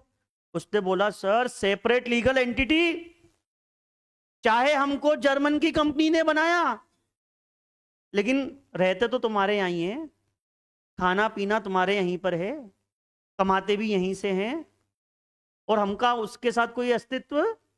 सेपरेट लीगल, क्या होता था कि सेपरेट लीगल एंटिटी के मजे ले लिए गए थे पूरे। मतलब कांड करो और बोलो सेपरेट लीगल एंटिटी, कंपनी ने किया है। तो इन्होंने बोला सेपरेट लीगल एंटिटी, हमारा हमारे शेयर होल्डर से कोई संबंध। अरे जर्मन की कंपनी ने शेयर्स ले रखे थे ना इसके, ठीक है, तभी तो कंट्रोल होगा, ठीक है, तो हमारा उसके साथ कोई अस्तित्व, तो हमको ना भगाओ। कोर्ट ने पर्दा उठाया, पर्दे के पीछे कौन दिखा? जर्मन। तो भैया दोनों को एक ही मान लिया। तो ध्यान रखना, लिफ्टिंग ऑफ कॉर्पोरेट व्हील में सोलोमन का केस नहीं लगेगा। अगर पर्दा फाश हो गया तो सोलोमन केस नहीं लगेगा, मतलब सेपरेट लीगल एंटिटी का कंसेप्ट, और नहीं लगेगा मतलब पार्टनरशिप, दोनों एक ही है। पार्टनरशिप और पार्टनर, पार्टनरशिप ही पार्टनर, पार्टनर ही गंगाधरी शक्तिमान है, ठीक है। जैसे पार्टनरशिप में होता है पार्टनरशिप ही पार्टनर, पार्टनर ही तभी, तो इसमें भी सेम मान लेंगे, भाई गंगाधरी शक्तिमान हो जाएगा, मतलब शेयर होल्डर ही कंपनी, कंपनी ही। तो भैया अब separate legal entity concept applicable. चलो निकलो आप, तुम तो अब शत्रु हो गए। बोलो आया। तो कॉन्टिनेंटल टायर, तो इसमें कंपनी कोर्ट चेक करता है कि तुम एनिमी कंट्री से तो नहीं हो, बस आया। एग्जाम में हमको ये नहीं लिखना, हमको केस लो का नाम याद करना है, हमको एक सिचुएशन बना के देगा, आंसर लिखना सिखाऊंगा, बताऊंगा कैसे लिखते हैं, ठीक है। तो वो एक सिचुएशन बना के देगा, सिचुएशन में बोलेगा रिलेवेंट केस स्टडीज की बेसिस पे आंसर दो, तो हम बोलेंगे कि तुम्हारा पर्दाफाश होगा और तुम्हें जाना भी पड़ेगा, तुम्हारे ऊपर सेपरेट लीगल एंटिटी की कंसेप्ट एप्लीकेबल और लिफ्टिंग ऑफ कॉर्पोरेट व्हील का केस है, दैट्स इट। और कॉन्टिनेंटल टायर केस याद करना है, डन मेरे बच्चे, ठीक है। फिर उसके बाद, अच्छा इसको लिखने में दिक्कत आए तो बता देना, कल मैं लिख के ले आऊंगा तो तुम लोग फोटो खींच के अपने कॉपी में लिख भी सकते हो सिंपल लैंग्वेज में। कभी भी कोई भी टॉपिक तुम्हें टफ लगे, क्योंकि देखो क्लास में लिखवाऊंगा तो टाइम वेस्ट होगा, तो आप मुझे बिल्कुल बिंदास बता सकते हैं, मैं आप लोग के लिए वो लिख के भी ले आऊंगा सिंपल शब्दों में कैसे लिखा जाता है, ठीक है। तो वो बता देना मेरे को, क्योंकि यहाँ पे अपन लिखेंगे तो थोड़ा टाइम वेस्ट हो जाएगा, कल दिखा भी दूंगा क्लास के अंदर, तुम लोग कोई टॉपिक बोलोगे तो क्लास के बाद बोल देना मुझे, है ना। To protect revenue and taxes, tax को बचाने के लिए, तो हमारे एग्जाम में बोल सकता है लिफ्टिंग ऑफ कॉर्पोरेट व्हील कब कब होगा, तो हमको केसेस याद करने, पहला केस क्या याद करेंगे, जब ये पता करना हो कि वो एनिमी है कि फ्रेंड है, दूसरा टैक्स की चोरी से बचने के लिए। अब इसमें केस क्या था, दिनशो का केस है, इसका केस है मेरे बच्चे दिनशो। दिनशो बहुत अच्छा बंदा, बहुत पैसा कमाता, मान लो इसने शेयर मार्केट में पैसा लगा रखा है, शेयर्स और डिबेंचर ले रखे हैं, बदले में इसको क्या मिलता होगा, इंटरेस्ट, और मान लो 10 लाख रुपए का इंटरेस्ट डिविडेंड मिलता है, एग्जाम्पल, कितने लाख रुपए का, जब का ये केस है तब 2 लाख रुपए एग्जम्प्ट होते थे, उस पे कोई टैक्स, उस पे टैक्स नहीं लगता था, कितने पे, 2 लाख रुपए, यानी कि इसको 8 लाख के ऊपर क्या देना पड़ेगा मेरे बच्चे, 8 लाख के ऊपर क्या देना पड़ेगा मेरे बच्चे, टैक्स देना पड़ेगा मेरे बच्चे, सही है कि नहीं है। अब दिनशो ने क्या करा मेरे बच्चे, इसने 4 कंपनियां बना दी, A private limited, B private limited, C private limited और डी प्राइवेट लिमिटेड, 4 कंपनियां बना दी। कितनी कंपनियां बना दी, 4 प्राइवेट कंपनियां बना दी मेरे बच्चे, और इन चारों प्राइवेट कंपनी को अपने इन्वेस्टमेंट सोल्ड आउट कर दिए, यानी कि इसने अपने इन्वेस्टमेंट के 5 टुकड़े कर दिए, एक टुकड़ा अपने पास और 4 टुकड़े इधर, ताकि इनकम भी 5 पार्ट में कितनी इनकम कमा रहा था, 10 लाख, कितनी इनकम कमा रहा था, 10 लाख, तो 10 लाख के भी कितने टुकड़े हो जाएंगे, अब 2-2 लाख रुपए सब कौन कमाएगा, 2 लाख रुपए वो खुद कमाएगा, 2 लाख रुपए ये 4 प्राइवेट कंपनी बनाएगी, कमाएंगी, और 2 लाख तक का तो टैक्स एग्जम्प्ट है, वो पूरा 10 लाख का चूना, गवर्नमेंट को कोई टैक्स, हर एक के लिए सोच के देखो, 2-2 लाख तक क्या हो गया एग्जाम, और टैक्स में प्योर चोरी, गवर्नमेंट के पास 1 रुपया भी। गलती क्या हुई, दिनशो ने ये 4 प्राइवेट कंपनियां तो बनाई, इनका कोई एक्टिविटी नहीं करनी थी, सिर्फ यही काम दिखाया, इनकम टैक्स वाले ने केस करा कोर्ट में, कोर्ट वालों ने इन चारों प्राइवेट कंपनी का पर्दा उठाया, पीछे कौन दिखा, और पर्दा उठ जाने के बाद separate legal entity applicable, Dinshaw ही कंपनी, कंपनी ही। तो इन चारों कंपनियों ने जो कमाया वो किसकी इनकम मानी जाएगी? दिनशो की। 10 लाख की इनकम मानी गई, 2 लाख तक एग्जाम, 8 लाख पे टैक्स विद पेनल्टी। समझ में आया? मेन कंसेप्ट इज व्हाट, कि अगर पर्दाफाश हो गया तो उसमें सेपरेट लीगल एंटिटी की कंसेप्ट एप्लीकेबल नहीं होगी। बोलो, आया मेरे बच्चे समझ? ये हो गया दिनशो का केस। इसमें एक वो भी था, अगर आपको दिनशो का नाम याद ना हो तो एक केस और लिख सकते हो, वोडाफोन। नाम सुना है वोडाफोन? किसी को पता हो, पुराने जमाने का केस है, 2011 का केस है। वोडाफोन ने हच कंपनी को, हच इंडिया की है, वोडाफोन बाहर की है। वोडाफोन एक्चुअल में बाहर की है, इंडिया में हच कंपनी थी, उसको टेक ओवर किया था उसने। इस तरह से वोडाफोन का एग्जिस्टेंस आया था अपने इंडिया में। तो उसने भी टैक्स में चोरी करी है, तो उसका भी केस है। ठीक है, दिन शो याद करना, अपनी बुक में वही है। तो एक वो भी केस है। डन मेरे बच्चे? नेक्स्ट केस कौन सा है मेरे बच्चे? To avoid legal obligation. अगर किसी कंपनी ने लीगल ऑब्लिगेशन को अवॉइड किया है, लीगल ऑब्लिगेशन मतलब जो लॉ के बेसिस पे देना कंपलसरी है, जैसे अपने एम्प्लॉइज को ग्रेचुइटी, अपने एम्प्लॉइज को बोनस। तो ये केस है मेरे बच्चे भावनगर का। कौन से नगर का? Associate rubber industries limited, Bhavnagar. ठीक है, क्या केस था सुनना। पहले एक काम करो, इसको मन में रीड कर लो, इस केस को मन में रीड करो।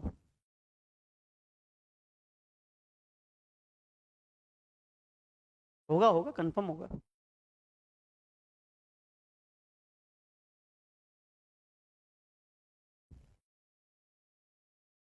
बिल्कुल सही बोले राघव, सही बात है यार बेटा।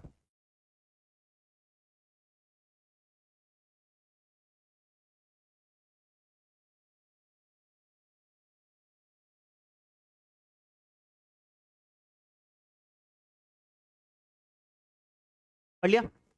नॉर्मल है क्या? सुनना, एक ए लिमिटेड है, ए लिमिटेड ने बी लिमिटेड में इन्वेस्टमेंट कर रखा है।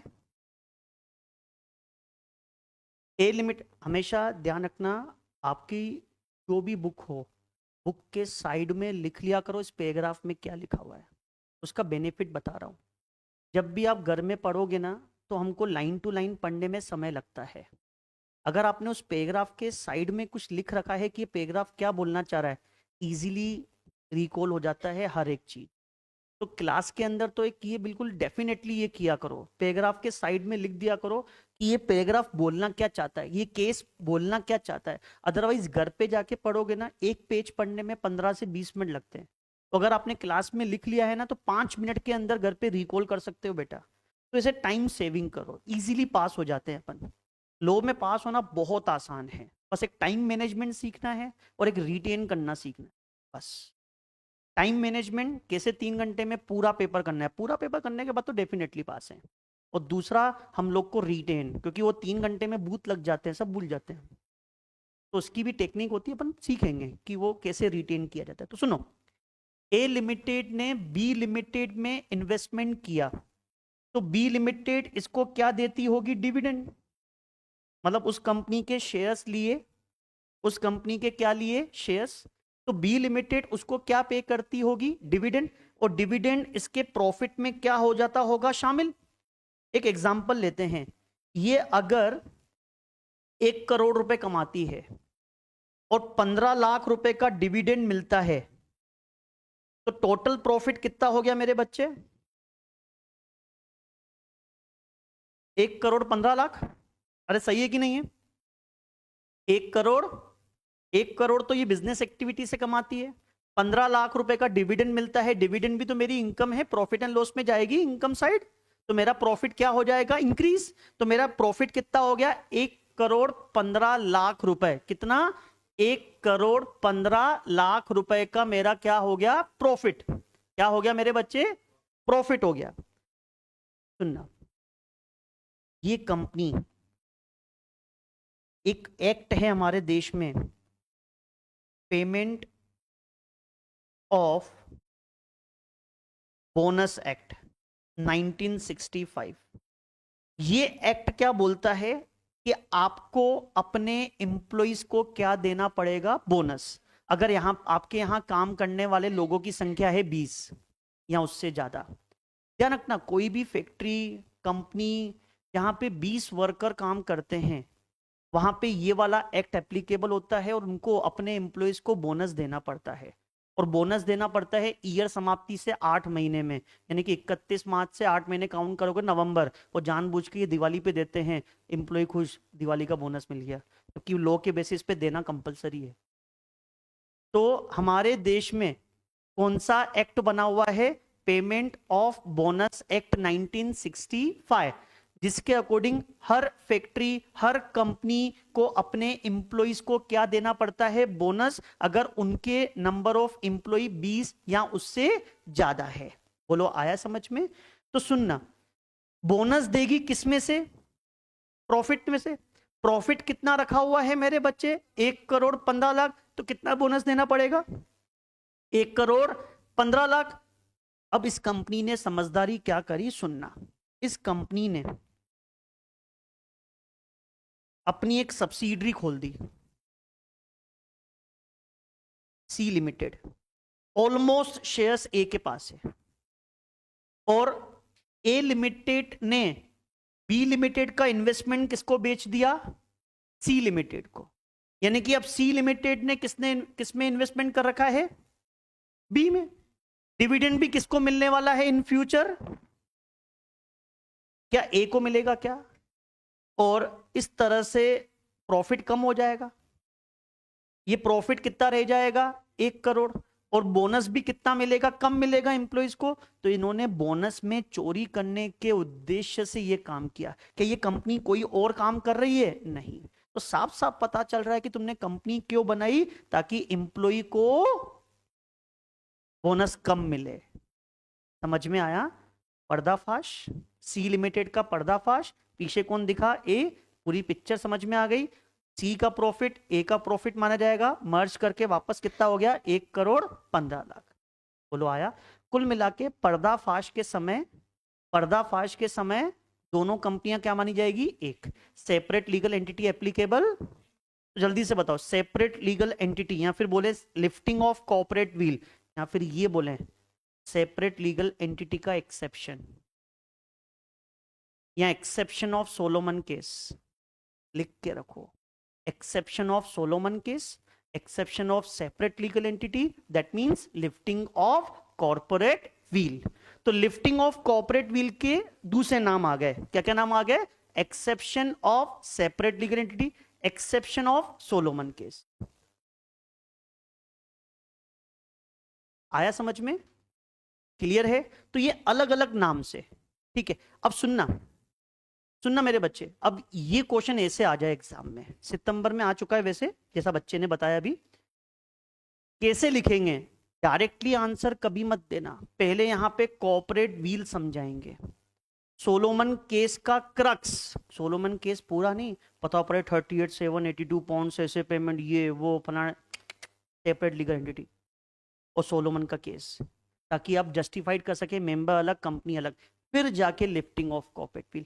डायरेक्टली कभी भी लिफ्टिंग ऑफ कॉर्पोरेट व्हील मत समझाना। लिफ्टिंग ऑफ कॉर्पोरेट व्हील से पहले आप लोगों को क्या समझाना होता है, कॉर्पोरेट व्हील।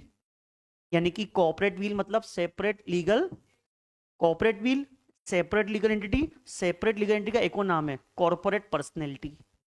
3 नाम है, जैसे इसके 3 नाम हो गए ना, वैसे ही कॉर्पोरेट व्हील के 3 नाम हो गए, corporate wheel, separate legal entity और कॉर्पोरेट पर्सनैलिटी। और ऐसे ही लिफ्टिंग ऑफ कॉर्पोरेट व्हील के टोटल 3 नाम हो गए, lifting of corporate wheel, exception of Solomon case, exception of separate legal entity.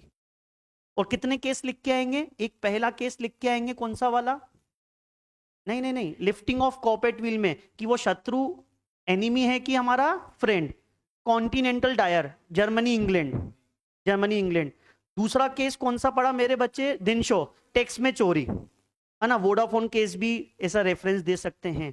तीसरा हमने कौन सा पढ़ा मेरे बच्चे, लीगल ऑब्लिगेशन को अवॉइड करते हो मेरे बच्चे, तो इसमें कौन सा पढ़ा हमने, भावनगर केस। कुछ समझ में नहीं आया तो भावनगर केस, समझ में आया? कुछ तो याद होना चाहिए, कुछ ना कुछ लिंक क्रिएट होना चाहिए। ठीक है, जैसे उसमें मकाउड़ा, ठीक है, मकोड़ा, सॉरी, ठीक है, ऐसे कुछ ना कुछ लिंक क्रिएट होनी चाहिए। ठीक है, अब नेक्स्ट पढ़ते हैं, अगर एक सब्सिडरी एजेंट के रूप में काम कर रही है, किसके रूप में काम कर रही है? ठीक है, सुनना, इसका ये केस लो एग्जाम में आ चुका है, कौन सा? Merchandise transport limited versus British transport commission. अच्छा, आपने जैसे आरटीओ का नाम सुना है? आरटीओ, आरटीओ, आरटीओ, अरे अपने व्हीकल को अपने नाम पे करवाने जाते हैं ना, वैसे यहां पे है BTC, BTC, British transport company. क्या नाम है मेरे बच्चे? British transport company. एक कंपनी है, वो अपने व्हीकल का रजिस्ट्रेशन करवाने जाती है बीटीसी के पास कि मेरे नाम पे रजिस्टर्ड कर दो। बीटीसी ने रिजेक्ट कर दी, टेक्निकल रीजन था, मना कर दिया कि तुम्हारे नाम पे ये व्हीकल रजिस्टर्ड, रिजेक्ट कर दिया। अब इस कंपनी ने बोला यार रजिस्टर्ड तो करवाना है नाम से, तो इसने व्हीकल एक नई कंपनी बनाई, अपनी सब्सिडरी। क्या बनाई अपनी? ये व्हीकल उसको बेच दिया और उसको बोला तू जाके करवा ले। तो ये सब्सिडरी गई बीटीसी के पास, ये गाड़ी मेरे नाम पे रजिस्टर्ड कर दो। बीटीसी ने देखा ये एप्लीकेशन तो पहले भी आ चुकी है, इसके नाम से आई थी, इसके नाम से हमने क्या की थी? रिजेक्ट। तो इसका पर्दाफाश हुआ, इन्वेस्टिगेशन हुआ। इसके पीछे कौन दिखा? कंपनी, क्योंकि ये कंपनी तो कुछ कुछ काम कर ही नहीं रही है। अरे कुछ काम करती हो तो रजिस्टर्ड भी करें। तो ये समझ में आ गया कि इस कंपनी ने इस कंपनी को क्यों बनाया? सिर्फ गाड़ी का रजिस्ट्रेशन। तो बेटा पर्दाफाश होता है तो दोनों को एक ही मानेंगे। जब तुम्हारी एप्लीकेशन रिजेक्ट हुई तो इसकी भी क्या होनी है? ये केस था कि सेपरेट लीगल एंटिटी का कंसेप्ट एप्लीकेबल। इसमें एक और केस था, आरजी फिल्म लिमिटेड, तुम्हारी बुक में ये है, M I right?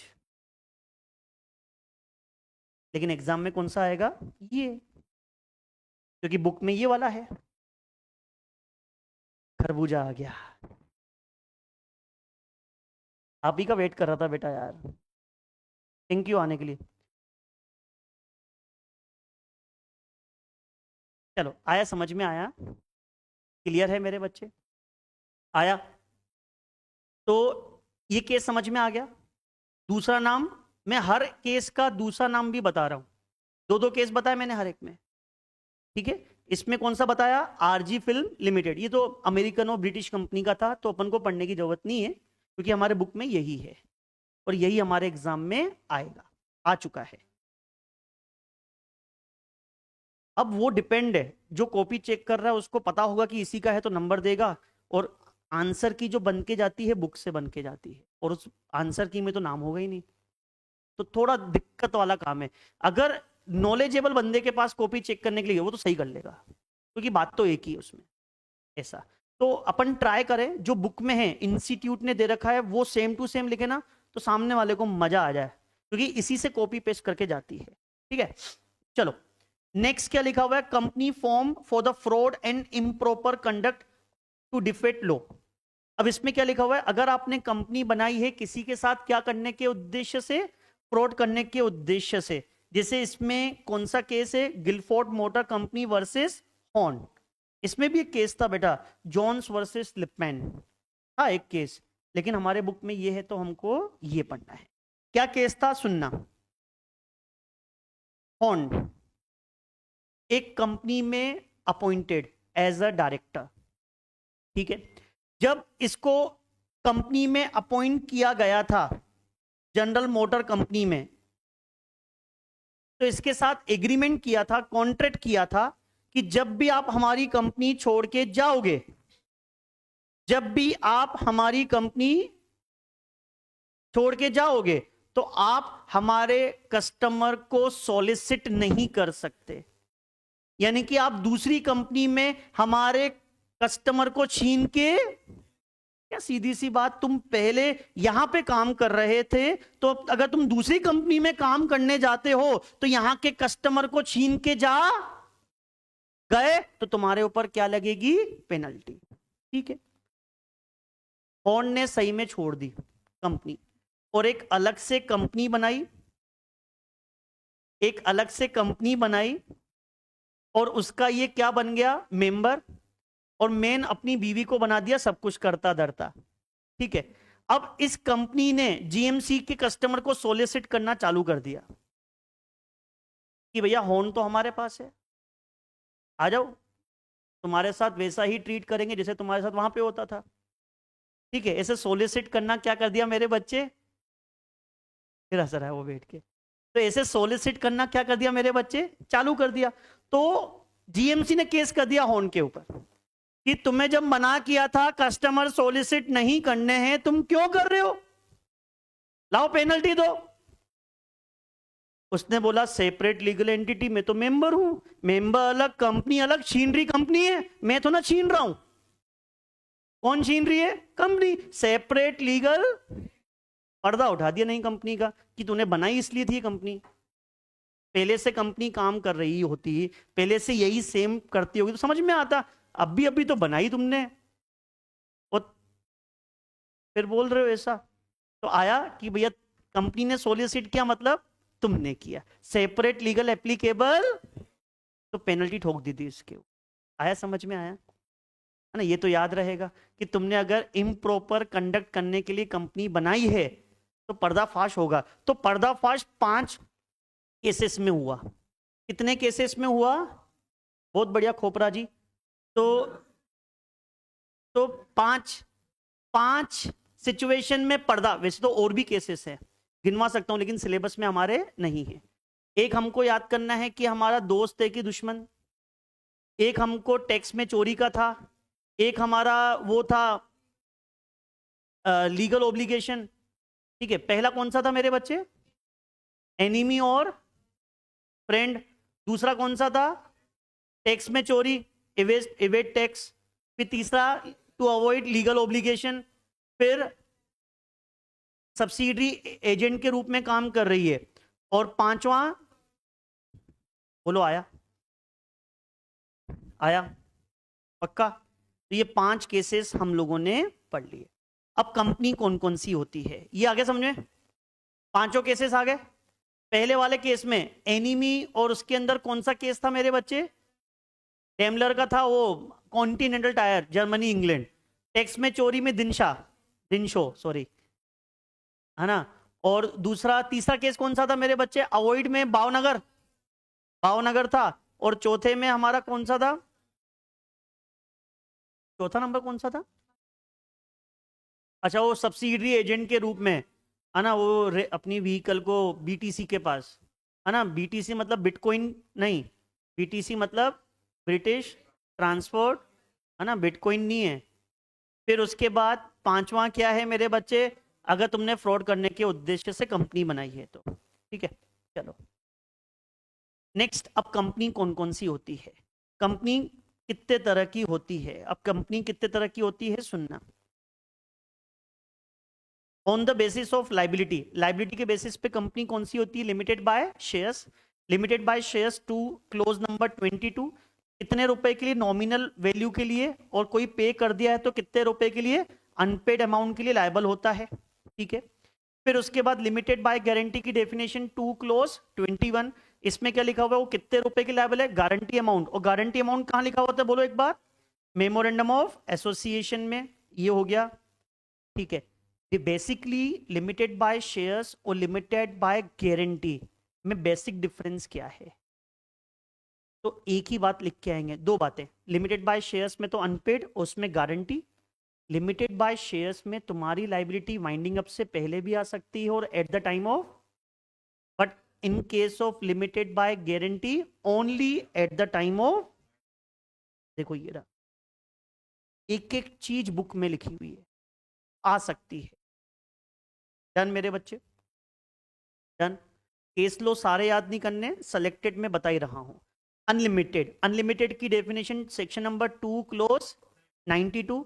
Unlimited company मतलब जिसमें तुम्हारी कोई लाइबिलिटी फिक्स नहीं है, तुम्हारी लाइबिलिटी क्या होगी?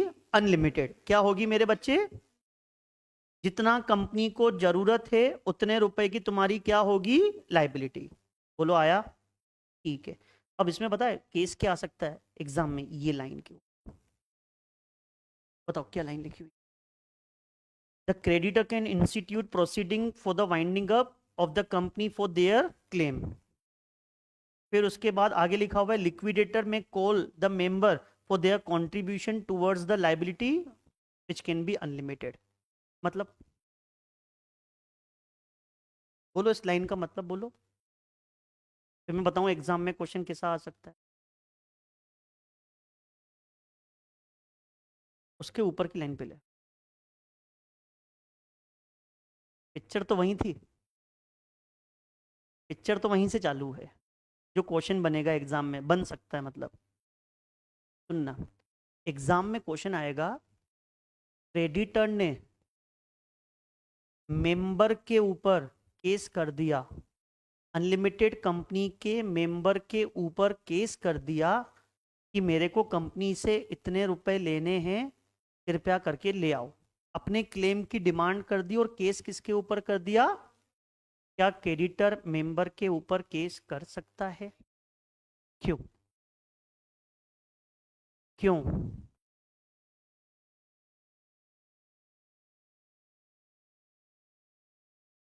मेंबर की अनलिमिटेड लाइबिलिटी टूवर्ड्स कंपनी है, not towards creditor. He is the member of company, not a member of creditor. And creditor की लाइबिलिटी किसकी तरफ है? कंपनी की तरफ है। The creditor can institute proceeding for winding up company के ऊपर, मेंबर के ऊपर आएगा तो ऐसा क्वेश्चन आना है, नहीं तो कुछ नहीं आना। क्योंकि उलझाएगा तो यही उलझाएगा ना यार। तो लिख के रखना कि मेंबर की लाइबिलिटी किसकी तरफ होती है? Not towards creditor, only towards. लिख के रखना बेटा, क्योंकि क्वेश्चन आएगा तो इसी लाइन के ऊपर। डन? चलो ये हो गया। On the basis of number of member, number of member पे कंपनी कितने तरह की होती है? पहला होता है ओपीसी। ओपीसी की डेफिनेशन सेक्शन नंबर 2 क्लोज 62, जिसमें एक ही पर्सन एज अ मेंबर। ठीक है। अब यहां पे क्वेश्चन बन सकता है, ये रहा इस पैराग्राफ के ऊपर। क्या बन सकता है? Difference between OPC and sole proprietorship. बोलो इस पैराग्राफ के ऊपर, उसमें लिखा हुआ है डिफरेंस, तो डिफरेंस लिखा हुआ है तो एग्जाम में पूछने का तो हक है उसको।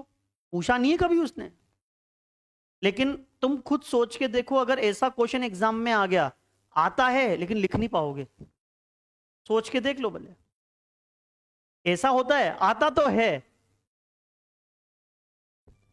हाथ ही नहीं चलता। सही बोल रहा हूं। और ऐसा तो बोल ही नहीं सकते कि आउट ऑफ सिलेबस है, सब दे रखा है, सब दे रखा है, बस पढ़ा हो एक बार। नॉर्मल डिफरेंस से टी टेबल में बना के आएंगे, बेसिस, ओपीसी, सोल प्रोप्राइटरशिप। पहले हम लिख के आएंगे registration, OPC registered under companies act, but sole proprietorship के लिए कोई separate act. OPC body cooperate, जिसका रजिस्ट्रेशन कंपलसरी ओबीसी है, मतलब बॉडी कोऑपरेट। लेकिन सोल प्रोप्राइटरशिप बॉडी कोऑपरेट, इसकी परपेचुअल सक्सेशन वो तो आप लिख लेंगे कॉमन सी लिए, वो फलाना ढिमकाना। ओपीसी में मेनली लाइबिलिटी लिमिटेड होती है, सोल प्रोप्राइटरशिप में अनलिमिटेड होती है। ओपीसी में डायरेक्टर भी होता है, मेंबर भी होता है, लेकिन वहां पे एक सोल मेंबर होता है समझ? मेन डिफरेंस ये था, लिमिटेड लाइबिलिटी और वहां पे क्या होती है। और दूसरा मेन डिफरेंस, यहाँ पे रजिस्ट्रेशन करवाना कंपनी एक्ट में कंपलसरी है, वहां पे के लिए कोई सेपरेट एक्ट लिख के रखो, लिख के रखो बेसिकली।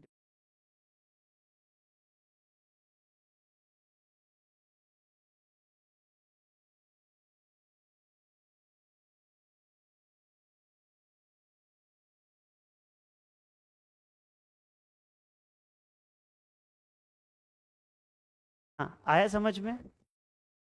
क्लियर है? तो डिफरेंस लिख लिया आप लोगों ने दो, है ना, क्योंकि ऐसे डिफरेंस आते हैं ना, आता बहुत कुछ है, लिख नहीं पाते बस। चलो ये हो गया हमारा। फिर उसके बाद मैंने एक चीज बताई थी, ओपीसी कौन सी कंपनी का पार्ट है, लिखा हुआ है। इसलिए इसके ओपीसी के नाम के पीछे क्या आता है, प्राइवेट लिमिटेड, लेकिन ब्रैकेट में क्या लिखना पड़ता है, one person company. Minimum paid up share capital as may be prescribe. What is the meaning of as may be prescribe, कहां प्रिस्क्राइब है, तो कंपनी एक तो बता रहा हूं, ये रहा 3(1)(c). अरे कंपनी एक तो पढ़ा रहा हूं, बताओ कहां लिखा हुआ है, ये रहा सेक्शन। सेक्शन नहीं बोला है, एस में बी प्रिस्क्राइब। अब ये मत बोलना सेक्शन में लिखा हुआ है, सेक्शन में यही है, एस में भी, बोलो बोलो, 3(1)(c) में लिखा हुआ है, ओपीसी प्राइवेट कंपनी का पार्ट है जिसकी minimum paid up capital as में भी प्रिस्क्राइब। बेटा पूरे कंपनी लॉ में कहीं पे भी लिखा हुआ हो एस में भी प्रिस्क्राइब, तो वो रूल्स में प्रिस्क्राइब है। मैंने आपको पहले ही बताया, company act 1956 only section based था, but company act 2013 section as well as rule based कानून है, रूल है। एस में भी प्रिस्क्राइब मतलब कहां प्रिस्क्राइब है, रूल्स, और रूल्स में लिखा हुआ है there is no requirement of minimum paid up share capital in case of OPC private and public. तीनों कंपनी में मिनिमम पेड अप कैपिटल की रिक्वायरमेंट नहीं है, 0 रुपीज, 1 रुपया, 1,000, 1,00,000, 1 करोड़ से भी आप कंपनी स्टार्ट कर सकते हैं। कोई मिनिमम कैपिटल की रिक्वायरमेंट 2015 से पहले प्राइवेट कंपनी में 1,00,000, पब्लिक कंपनी में 5,00,000 की लिमिट हुआ करती थी। 2015 में हटा दी जब वो कॉमन सील का अमेंडमेंट आया था, वहां तभी से लिखा हुआ है नो लिमिट। और ये कहां लिखा हुआ है, लिमिट, लिमिट कहां लिखी हुई है, रूल्स में, कहां लिखी हुई है, डन। अरे आया, ठीक है। और इसमें कितने मेंबर होते हैं, एक। ओपीसी में एक ही मेंबर होता है, मिनिमम पेड अप कैपिटल की कोई लिमिट नहीं है। मेमोरेंडम ऑफ एसोसिएशन, ये क्या है, ये पढ़ना तो लाइन, तीसरा पॉइंट समझ नहीं आया मुझे। बेटा पढ़ो, मस्त चीज लिखी हुई है, क्या पता तुम्हारे जीवन से रिलेटेड हो, जीवन से भी रिलेटेड हो सकता है। मर जाएगा।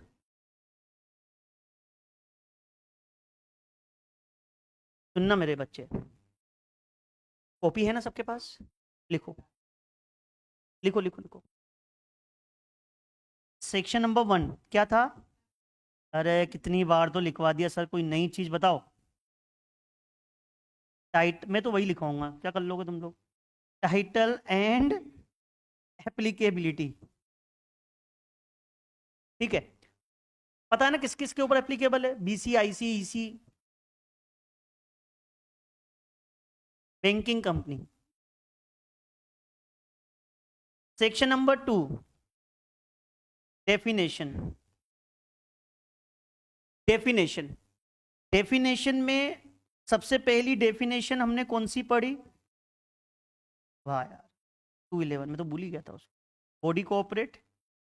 फिर हमने कंपनी की पढ़ी, फिर उसके बाद किसकी पढ़ी है, 221 पढ़ा, लिमिटेड बाय शेयर्स। तुम लोग भूल सकते हो, मैं नहीं, अभी पढ़ा ना, देख लो उसमें लिखा हुआ है 222 लिमिटेड बाय गारंटी। सुनना मेरे बच्चे, याद करने का तरीका देखो, मैंने बताया डेफिनेशन अल्फाबेट, 20 में कंपनी सी, तो 21 में भी सी है, कंपनी लिमिटेड बाय शेयर्स। 22 में भी company C, company limited by guarantee, ये सी वाले सब साथ में, ठीक है ना। 20, 21, 22, सर ये शेयर्स और गारंटी में कंफ्यूज, बेटा शेयर्स की स्पेलिंग पहले आती है, एस पहले आता है कि जी पहले आता है, तो जी पहले आएगा, मैंने भी गलत लिख दिया देखो। अरे जानबूझ के बताया कि ऐसे सही करना है और याद रखना है, ऐसे कंफ्यूजिंग हो जाती है, समझ में आया। चाहो तो चेक कर लो, लिमिटेड बाय गारंटी की 21 है और शेयर्स की 22 है, समझ में आया, ठीक है। फिर 42 फॉरेन कंपनी, कंपनी लो नहीं रे, फॉरेन कंपनी 62 में, अरे बोले हो ओपीसी 68, फिर 71 पब्लिक कंपनी, कौन सी कंपनी? Public company. और 92 अनलिमिटेड कंपनी, कौन सी कंपनी? अभी पढ़ा था अनलिमिटेड, ठीक है। तो सेक्शन नंबर 2 हो गया। इसके अलावा हमने कुछ भी नहीं, ऐसे समय समय पे समरी लिखते रहा करो, जिससे लगता है कि हमने जो पढ़ा वो सही पढ़ा, याद भी है थोड़ा बहुत। नहीं तो क्या होता है, आगे बढ़ते जाओ पीछे भूलते जाओ। हाँ बेटा बोलना। अनलिमिटेड कंपनी, यू आ गया ना, यू तो सबसे लास्ट में आता है। हाँ जी। फिर उसके बाद सेक्शन नंबर 3,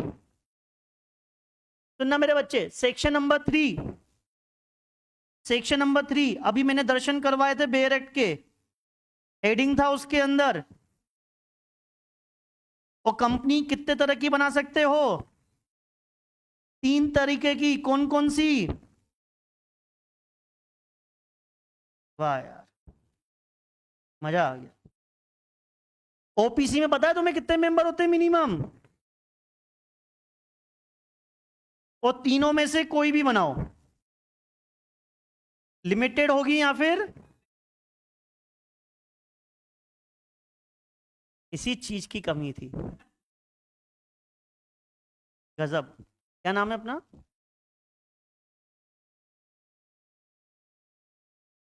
अपने नाम के अनुसार काम कर रहा है लड़का, अच्छा। हाँ जी, अरे वो तो लिमिटेड बाय शेयर्स और लिमिटेड बाय, ठीक है। ये सेक्शन नंबर 3 हो गया। कौन सा हो गया? सेक्शन नंबर, बोलो आया। 1 में टाइटल, 2 में डेफिनेशन, 3 में फॉर्मेशन, ठीक है, ठीक है, डन। सब लॉजिकली बना हुआ है। पहले उसने एक्ट का नाम बताया, डेफिनेशन पढ़ा दी, फिर बोला कि तुम कंपनी बनाना चाहते हो तो कितनी कंपनी बना सकते हो? 3। देखो सेक्शन नंबर 3 और 3 कंपनी, सेक्शन नंबर 3 में कंपनियां भी कितनी? तीनों में से एक कंपनी मन में चूज कर लो कौन सी बनानी है। कर लिया? कर लिया, पक्का कर लिया? हाँ। फिर उसके बाद एमओए बना दो, और क्या क्या बनाना पड़ेगा? एमओए बनाने के बाद क्या बनाओगे मेरे बच्चे बताओ? क्या बात है, घर से पढ़ के आए हो सब। सेक्शन नंबर 5, देखो सब लॉजिकल है। पहले 3 में से एक कंपनी चूज कर ली, मन में रख लेना। फिर एमओए बनाएंगे, क्या बनाएंगे? फिर क्या बनाएंगे? एओए बनाएंगे। एक बात ध्यान रखना मेरे बच्चे, एमओए बनाओ चाहे एओए बनाओ, एमओए बनाओ चाहे एओए बनाओ, कैसे बनाओ? एज पर कंपनी एक्ट बनाओ। अगर तुमने कंपनी लॉ के अकॉर्डिंग नहीं बनाया, उसके अगेंस्ट में जाके बनाया, उतना प्रोविजन क्या हो जाएगा? वॉइड। पूरा एमओए एओए नहीं, जितना कंपनी लॉ के अगेंस्ट में है।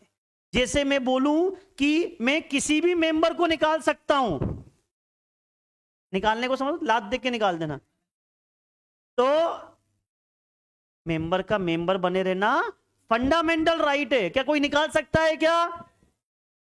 नहीं। ऐसा मैंने अगर एओए में या एमओए में लिख दिया तो ये क्या हो जाएगा? वॉइड। जैसे कोई स्टूडेंट है, फीस दिए, क्या निकाल सकते हैं क्या? अरे बैठेगा पढ़ेगा वो, जब तक कि मिसकंडक्ट ना करे। निकाल सकते हैं क्या? क्या एओए में लिख दें हम सब मिलके निकालेंगे ना? फीस दिए, बोलो आया। तो कंपनी, अरे मेंबर, मालिक, मालिकों को निकाल सकते हो क्या? ऐसा लिख दिया तो वॉइड हो जाएगा। सिर्फ उतना प्रोविजन, बाकी एओए तो वैलिड है। बोलो आया। 6 सेक्शन याद हो गए अपन को। कौन बोलता है सेक्शन याद नहीं होते? 1 टाइटल, 2 डेफिनेशन, 3 कंपनियां formation, 4 MOA, 5 AOA, 6 MOA AOA company. अब एमओए में कितने क्लोजेस होते हैं? क्लोजेस का मतलब होता है जिनको आम शब्दों में तुम पॉइंट नंबर बोलते हो। पॉइंट नंबर को लीगल लैंग्वेजेस में क्या बोलते हैं? क्लोजेस। तो कितने क्लोज होते हैं? 6 होते हैं हमारी तरफ। हमारी तरफ तो 6 होते हैं। पहला वाला कौन सा होता है मेरे बच्चे? नेम। फिर कौन सा होता है? Registered office close.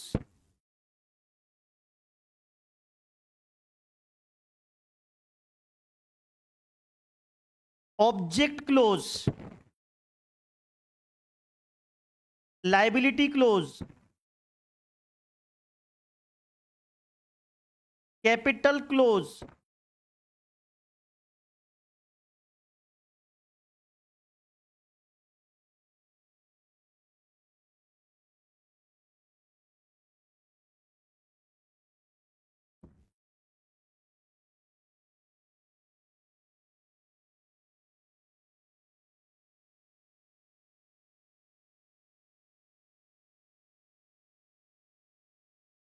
सब्सक्रिप्शन का दूसरा नाम है एसोसिएशन। बेटा ये देखना, एमओए में ये है ना, सीक्वेंस बाय सीक्वेंस लिखा हुआ होता है, इसको आगे पीछे नहीं कर सकते, सीक्वेंस में याद करना पड़ेगा। एक सीक्वेंस तो जो आप लोगों ने पहले पढ़ रखा है, याद करने का तरीका सुन लो मेरे बच्चे। नेम क्लोज में क्या लिखा हुआ होता है? कंपनी का नाम। ध्यान से देखना, रजिस्टर्ड ऑफिस में एड्रेस नहीं होती, स्टेट का नाम। किसका नाम मेरे बच्चे? स्टेट। जहां पे कंपनी का रजिस्टर, जैसे इंदौर में कंपनी बनाई तो एमपी लिखा हुआ आएगा। क्या लिखा हुआ आएगा? ऑब्जेक्ट क्लोज में आएगा कंपनी क्या बिजनेस करेगी और क्या कर सकती है।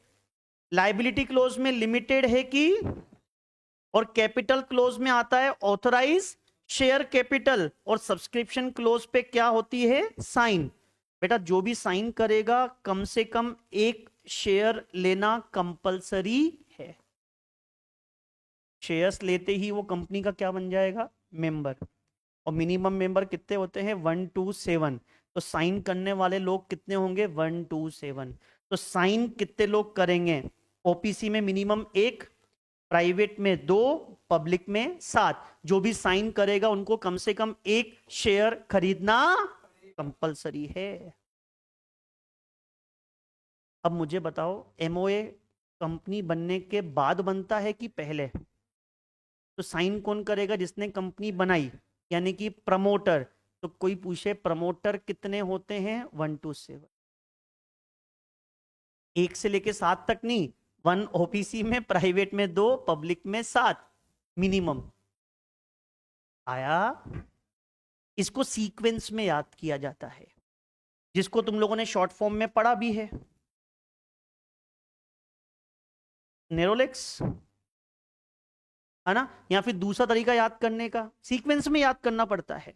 कैसे बोलते हैं? 5th number close capital close है, 4th number close liability close है, ऐसा बोला जाता है ना।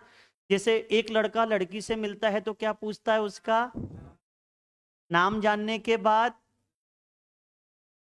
पता जानने के बाद चाहती क्या है? शादी करेगी कि, उद्देश्य शादी करेगी कि नहीं करेगी।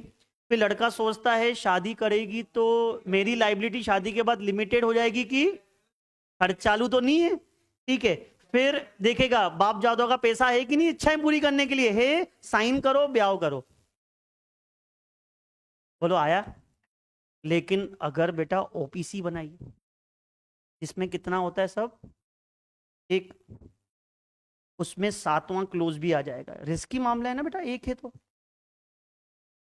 नॉमिनी क्लोज, मरने के बाद साथ कौन देगा, मतलब कंपनी कौन चलाएगा? तो नॉमिनी का नाम। तो नॉमिनी का नाम एमओए के 7वें नंबर क्लोज में, 7वां अजूबा है। इसी को बोलते परपेचुअल सक्सेशन। ओपीसी में एक मेंबर मर गया तो उसका नॉमिनी चलाएगा। नॉमिनी कौन मेरे बच्चे? जिसका नाम एमओए में नॉमिनी क्लोज मिले। तो ध्यान रखना, प्राइवेट पब्लिक में 6 क्लोज, और ओपीसी में कितने? 7। और एओए जो होता है ना, वो इनसाइडर्स के लिए बनता है। इनसाइडर कौन? कंपनी के शेयर होल्डर, और इसके कोई स्पेसिफिक क्लोजेस नहीं है। बोलो आया? जैसे शेयर होल्डर और डायरेक्टर के सारे टॉपिक किस में लिखे हुए होते हैं? एओए। तो ऐसा बोला जाता है MOA for outsider, and AOA for insider.